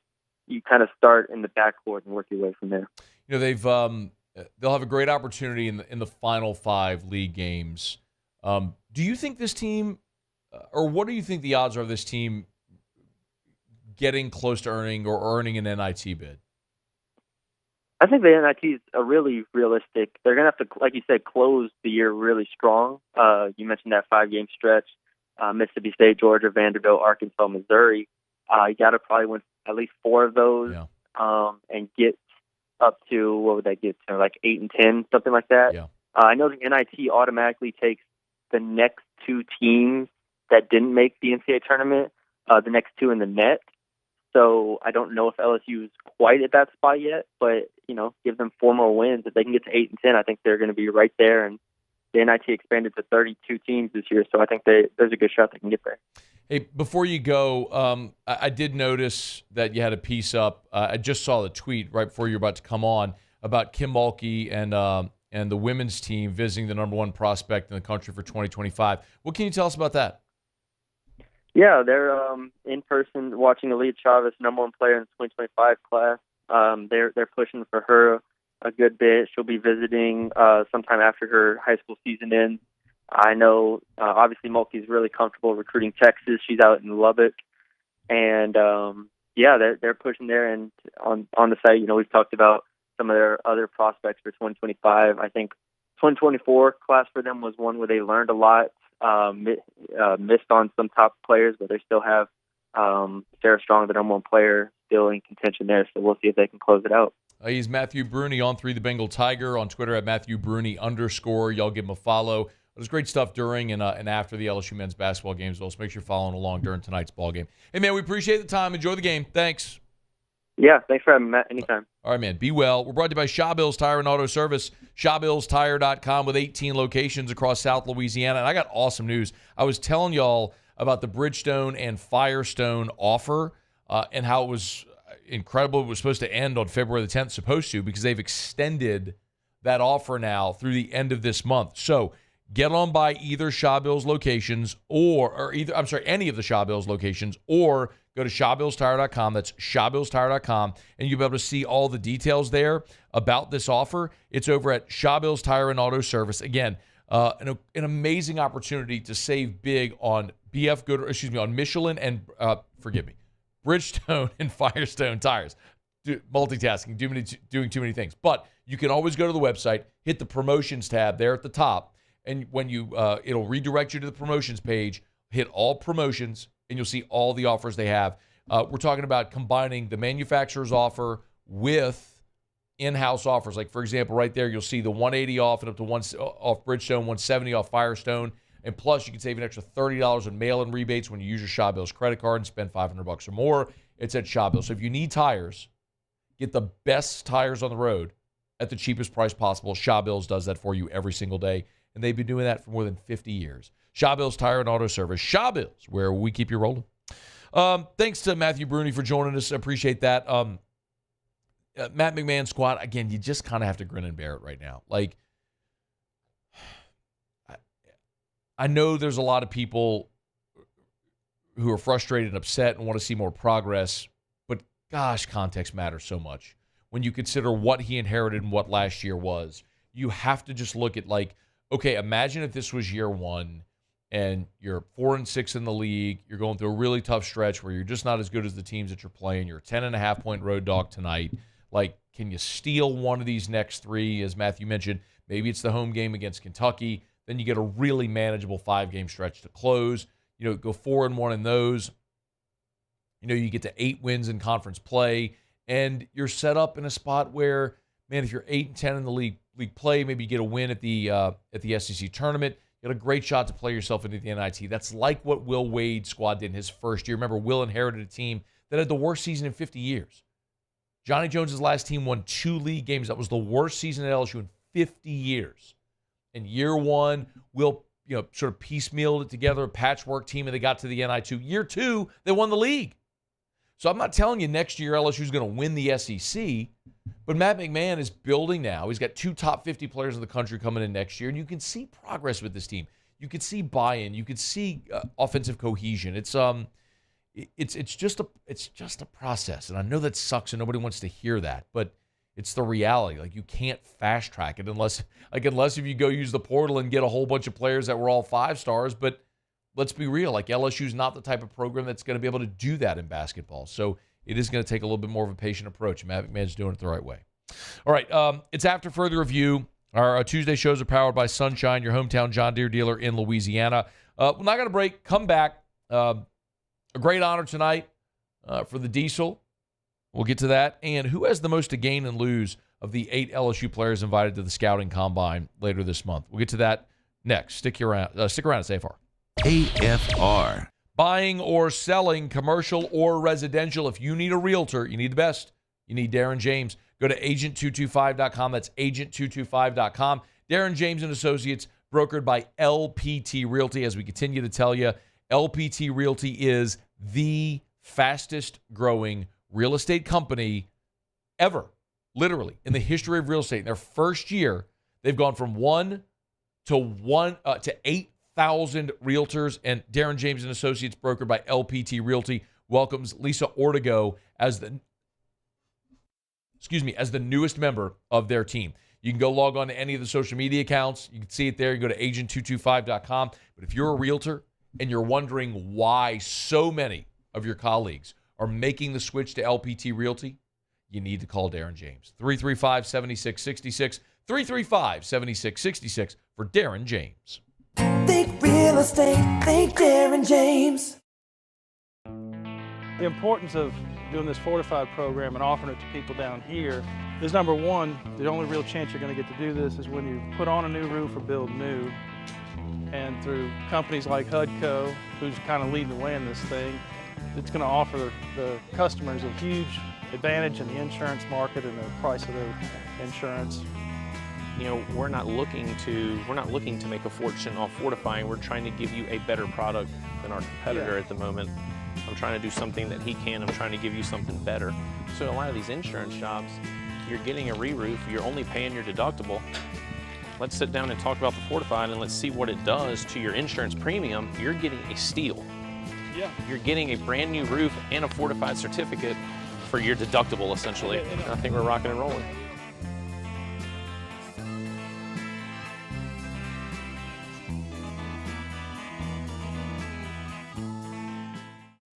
Bayou Ford has the new inventory to get you in a new Ford truck or SUV today, or customize your next vehicle just the way you want it. All new Bayou Ford vehicles come with a 1 million mile powertrain warranty.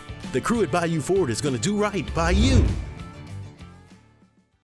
Hey, it's Matt Moscona. For years, you've heard me tell you about Insurance Network of Louisiana, helping you find better coverage for less money. But it's not just for your home and auto. They also offer commercial property. So, retail stores, professional offices like doctors, dentists, attorneys, clothing boutiques. Insurance Network of Louisiana can find you better coverage for less money. They service the entire state of Louisiana, and they're local. So call today at 293-0450 or lainsurance.net. Yo, Jake here from my friends over at Community Steel Company located in Gonzales, Louisiana. The local place you can turn to for all of your metal building needs. Notice I said local, not Houston, not Dallas, not Atlanta, but right here in Gonzales. Visit them at their brand new state-of-the-art website at communitysteelco.com or pick up the phone and give them a call today to answer all of your questions on your metal buildings, roofing and sheet metal, and any other steel needs you or your business need at 225-647-2020. There it is, the extra mile, on the border of expected and extraordinary, for those willing to go further, like vans customized for work or play, with safety and tech to keep you connected. Supported by a 5-star sales, service, and finance team, and backed by the 1-star you know. So go the extra mile. It's never crowded, because so few have what it takes to go there. Mercedes-Benz Vans.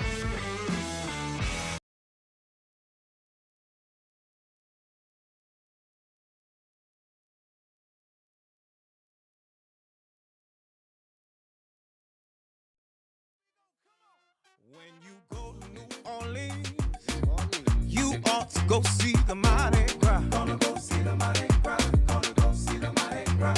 When you go to New Orleans, you ought to go see the Mardi Gras. Gonna go see the Mardi Gras. After further review powered by Sunshine, your hometown John Deere dealer in Louisiana. I don't think many of you are going to be in Orlando tonight. Some of you might live in Orlando, watch or listen online, but if you are, the Magic tonight are retiring Shaquille O'Neal's number 32 jersey. So remember, of course, Shaq was the number 1 overall pick of the Orlando Magic. He became the NBA's Rookie of the Year.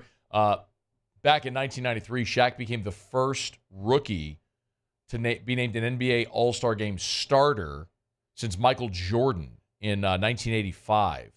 So now I wonder if Shaq may have the record for the most places where his jersey is retired. I'm not positive on this, but Shaq's 33 is retired at LSU.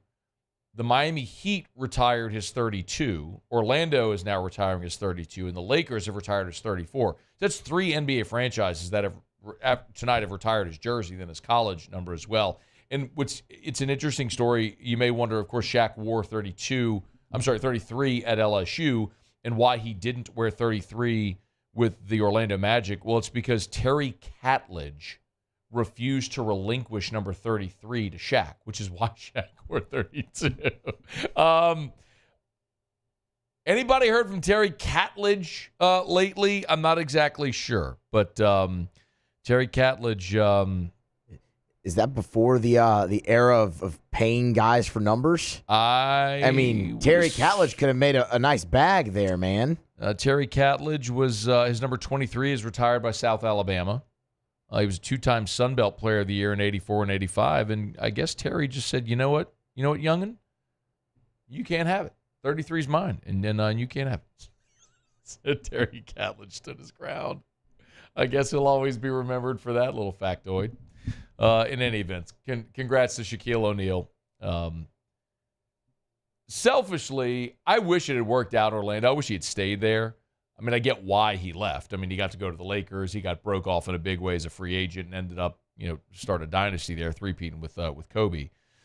But it would have been really cool. I mean, there's a lot of, it's funny in the same way that there are a lot of, there will probably be a lot of Cincinnati Bengal fans here in 20 years, like, because young kids who are 10, 12, 15 years old who were Joe Burrow fans started cheering for the Bengals because of Burrow and will follow the Bengals forever.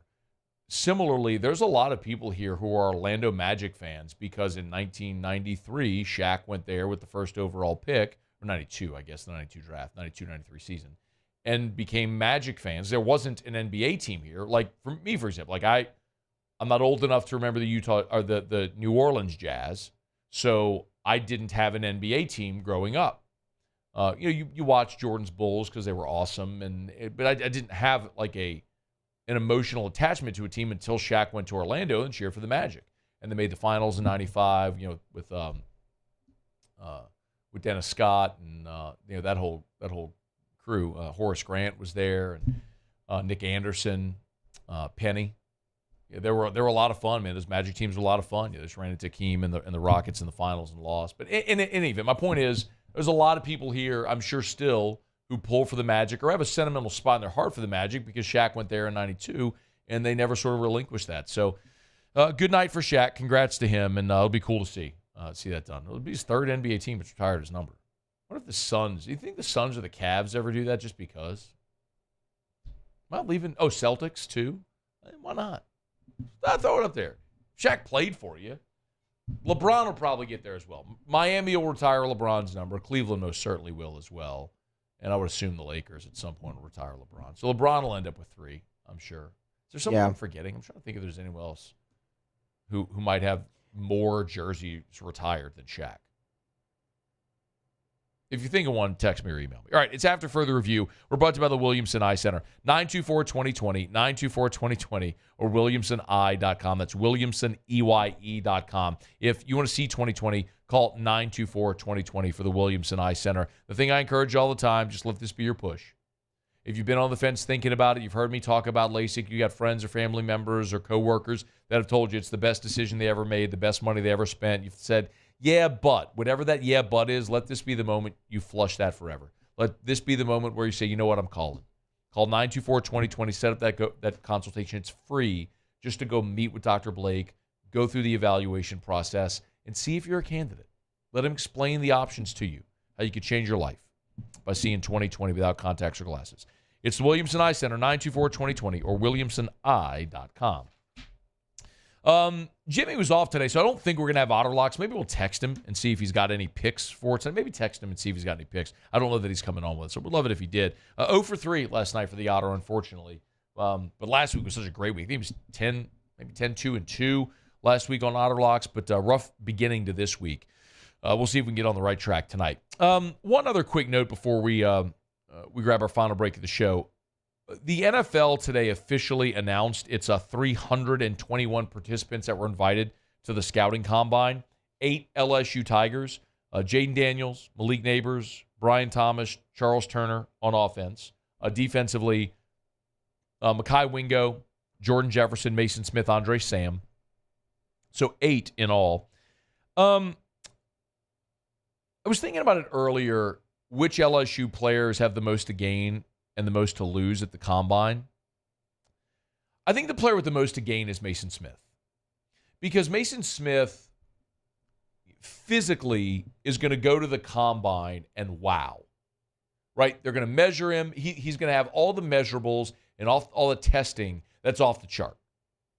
And he's going to have an opportunity to sit down with these teams who are going to say, all right, we saw the flash your freshman year. We know you had the torn ACL. Why wasn't the production there this year? Because you put on the tape and you can see the production wasn't there. And maybe it's an explanation of injury or other circumstances that we're not aware of. And maybe that's satisfactory for some team to say, I want that guy. I can mold that guy. Because God didn't make many that, he didn't build many like that. And maybe, so I think for Mason Smith, it's the biggest opportunity to pass the physical, you pass the medical, and to have the time, the opportunity to sit down with these NFL teams to answer their questions about why the production didn't follow. And if he does that, there may be a team that falls in love and pulls the trigger because we've seen him mocked before the season as a first-round pick. So I think Mason Smith has the most to gain. The most to lose is Brian Thomas. Brian Thomas had a magnificent season. I mean, he was, for a dude with his size and strength to be able to blow the top off the defense, to lead the nation in receiving touchdowns, it's why he went and catapulted himself into being a consensus first-round pick. But there's this sliding scale on Brian Thomas, where some draft pundits have him as a mid-first-round pick, some have him as a late first-round pick. I've seen him mocked, to Tampa in the 20s and literally the last pick of the draft as well. Last pick of round 1. So if Brian Thomas goes to the combine and just crushes it, he runs a great time, he measures perfectly, all that stuff, then he's going to solidify himself as a first-round pick. But the question is, who's got the most to gain and most to lose? The reason that Brian Thomas, if he does go to the combine and doesn't perform well, has the most to lose is because this is such a deep receiver draft class. If he goes to the combine and doesn't run a great time or struggles with drops or whatever, you could see a scenario where other teams say, well, I got this giant list of incredible receivers in this year's draft. I'll go with that guy first. So maybe that's probably where I would go. Most to gain, I think, is Mason Smith. Most to lose, I think, is Brian Thomas. But I think Brian Thomas is going to go to the combine, crush it, and solidify himself as a first-rounder. But, we know Jaden Daniels is going to be a top 5 pick. Malik Neighbors is going to be the first or second receiver off the board. Here, Marvin Harrison. Charles Turner, I don't know that Charles Turner can dramatically improve his stock. Same with Jefferson or Wingo or Andre Sam. They're what they are. I really think Smith is the one that has the opportunity to really catapult his draft stock, and I think the opportunity is there for Brian Thomas to solidify himself as a number 1 pick, but if he doesn't perform well, you could see him drop. So, Combine coming up later this month. Be interested. We'll keep an eye on the LSU guys and how they do. All right, it's after further review. We got one segment to go. We'll see if Jimmy's got picks for us. We'll wrap up a little Ask Us as well. If you got questions, you can fire away anything from me, Paulie, or Muse. You can get your questions in. Email us, tweet us, text us in the 225-396-4400, 396-4400, 396-4400. Oh, Otter is coming on. Okay. All right, so we'll call him. We'll get to Otter Locks when we come back next. It's AFR. AFR. We are 3 days away from opening day out at the box and all this baseball season. Action Industries, an official partner of LSU Athletics, is proudly bringing you mound visits at the box all season long. So if you're at the box, you're watching on TV, you're listening on the radio, remember those mound visits all throughout the season are brought to you by Action Industries. Action Industries has been serving the petrochemical and refinery markets in Louisiana for 41 years. Almost 42 now. I need to get their actual open date because 1982, coming up on 42 years that they've been servicing our state. And you understand, living here, how much those refineries, those plants up and down the river mean to our state's economy. Action Industries is a great contractor that's been servicing with an exceptional safety record and the quality of their work. Safety is how you get in. The quality of work is how you get repeat business, and that's Action Industries. Visit them online at Action Industries. Gulf Coast Bank and Trust is giving our customers the power to bank anywhere, anytime during this challenging event. And we're right there with you. Our mobile banking app is a smart way to manage your money and time. Gulf Coast Bank and Trust, the bank that cares about you. Bayou Chrysler Dodge Jeep Ram has $20,000 off new 23 Ram 1500 Black Widow trucks, $20,000 off new Ram 1500 trucks, and all new Bayou Automotive vehicles come with a 1 million mile warranty. The crew at Bayou Automotive is going to do right by you. The Windsor Senior Living Community in Mandeville, Louisiana is a beautiful, vibrant apartment community geared towards seniors.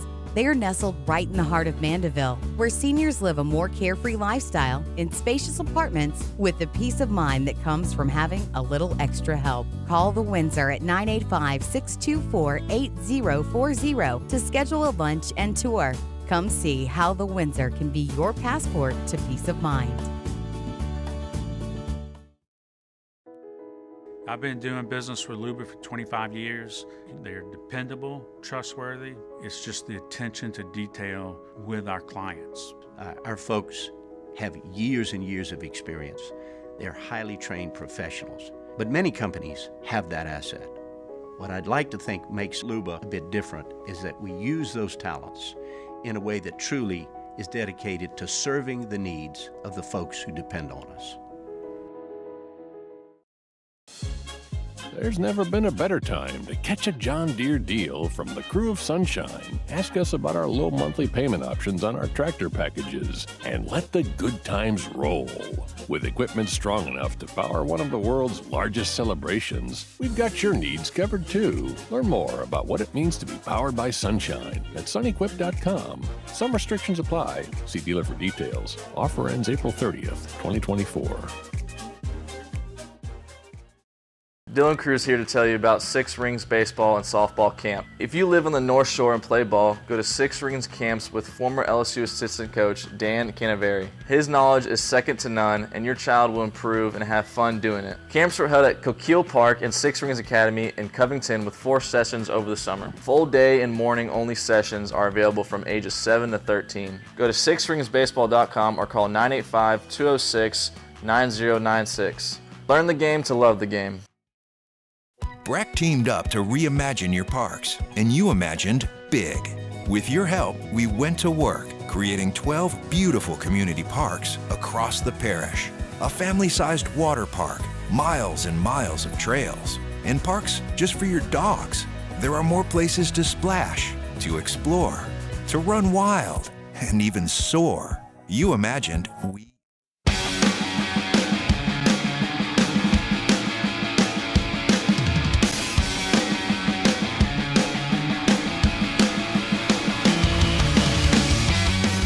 After further review, powered by Sunshine, your hometown John Deere dealer in Louisiana. All right, down the stretch, we come final segment here on a Mardi Gras edition of AFR, powered by Sunshine, your hometown John Deere dealer in Louisiana. We got one thing left to do. Let's find out what we're betting on tonight. Time for Otterlocks. Otterlocks, presented by Lofton Staffing Services. At Lofton, we put people to work. Call us today at 924-0200 or go to lofton.jobs. How committed is this guy? Hopping on with us on a Mardi Gras. Otter, how are you? What's up? Happy Mardi Gras, Matthew. Happy Mardi Gras, man. We got some action tonight? Yeah, we do. Start off with the top 10 team, Iowa State, but their home and away splits. It's kind of a needed game for Cincinnati. Cincinnati, one of the newest additions to that tough Big 12. Taking Cincinnati, the unranked team versus the ranked team. Here we go again. All so right. It's been that way all year. So we're taking the Bearcats. What number are you looking at right now? I'm trying to get there if this pop-up comes off my screen. There we go. Let's see. Cincinnati at DraftKings is Cincinnati minus 1.5. Yep, so buy down to 1. All right, so Cincinnati minus 1. All right. Our 4-team moneyline parlay, Dayton, one of the hottest teams around. All these teams are at home. Virginia, the hottest team in the ACC. They're at home against Pitt. Florida, of course, playing LSU at home. Florida can't afford to give up quality win and just give up the ground they've made. They got a little cushion to get in the tournament right now. Mm-hmm. And then Baylor at home against Oklahoma. Baylor started. Scott Drew's team played pretty good right now. They took Kansas down to the wire at Fog Allen. So they're back at home. 14 park. I think about 150, 155, 160. I'm still getting there. Wait. Dayton, Virginia, Florida, Baylor. Florida. That's where I screwed up. My apologies. I put Virginia and Pitt, but Virginia and Pitt are playing each other. So that's not going to work well. All right, and let's see, Baylor. I'll tell you what's coming back out of DraftKings. Baylor against Oklahoma is minus 325. So the 14 money line parlay coming back at plus 155 at DraftKings. All right. And then late tonight in Reno, New Mexico. They need a road win. And so we're taking the points there. New Mexico Lobos on the road at Nevada. All right, so that's 1.5, so we're buying that to 2. So New Mexico plus 2 is our third play. All right, so 3 plays tonight? That's it. All right, we've got Cincinnati laying the 1, so by the half a point. New Mexico +2 by the half a point, and a 4-team money line parlay with Dayton, Virginia, Florida, and Baylor. What did you do today, Otter, on Mardi Gras? Just kind of a travel day. Just kind of went actually checked out a little downtown Covington Mardi Gras. Beautiful day and a nice meal, and just hung out at the Beau Rivage this morning. Just kind of taking it easy. Love it, man. Awesome. Well, welcome back tomorrow, Wednesday. Where are you guys? Modesto, right there by the original walk-on. Great spot, right there on Burbank near campus. All right, Otter, we appreciate you, man. Have a great night. Good luck. Thanks. All right, good luck. All right, again, a 3-pack from the Otter for tonight. We got Cincinnati by the half a point. Cincinnati laying 1. New Mexico by the half a point. New Mexico +2. And then a 4-team money line parlay with Dayton, Virginia, Florida, and Baylor. We are brought to you by Relief Windows and ReliefWindows.com. I tell you every day, energy-efficient replacement windows, beautiful entry doors, hardy plank, vinyl siding. They do it all. They do it better than anyone. Think about the resale value. We're not just talking about beautifying the exterior of your home. We're talking about making your home more energy efficient. We'll literally cut down on those costly air leaks. So these energy efficient windows will in time pay for themselves by reducing your energy bills. And we had our home appraised a few years ago after we had our windows done, and we got credit from the appraiser for the energy efficient replacement windows that we installed. So this will increase your home's resale value as well. It's an investment into your home. You're getting the tax refund. Invest that money back into your greatest investment, your home. Relief Windows can help. Windows, door, siding. Oh yeah, we do indoor shutters as well. It's Relief Windows and ReliefWindows.com. Windows, door, siding, Relief Windows and ReliefWindows.com.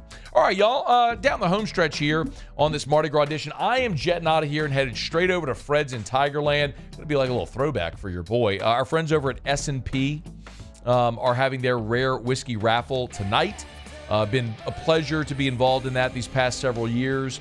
We plan on firing it up at about 6:30 or as soon as I can get over there and get it all set up. But you're welcome to come join us at Fred's. You can buy tickets up until the start of the raffle over at Fred's in Tigerland, or just come hang out. Of course, the proceeds are benefiting the Baton Rouge Ancient Athletes and also St. Lillian Academy, where my son Drew attends. So appreciate it. All right, Muse, Paulie, thanks. Y'all have an awesome night. We'll see you tomorrow at 3. AFR.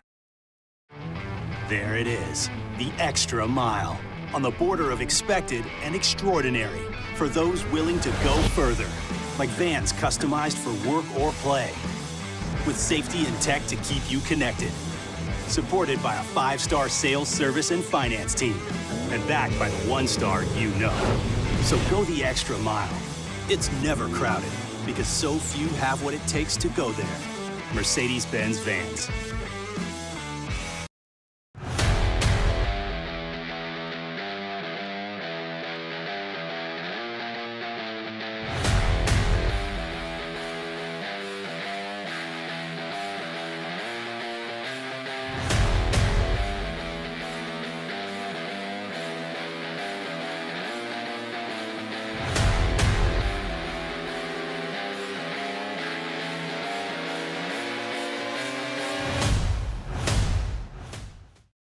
Electricity is all around us, and our families depend on it.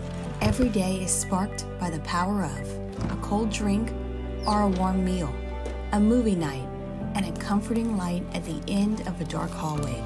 From sunrise to sunset, playtime to bedtime, our team is ready to take care of your electrical needs. Even in the case of an after-hours emergency, the light in your life shines brighter with Mr. Electric. Hey, it's Matt Moscona. For years, you've heard me tell you about Insurance Network of Louisiana, helping you find better coverage for less money. But it's not just for your home and auto. They also offer commercial property. So, retail stores, professional offices like doctors, dentists, attorneys, clothing boutiques. Insurance Network of Louisiana can find you better coverage for less money. They service the entire state of Louisiana, and they're local. So call today at 293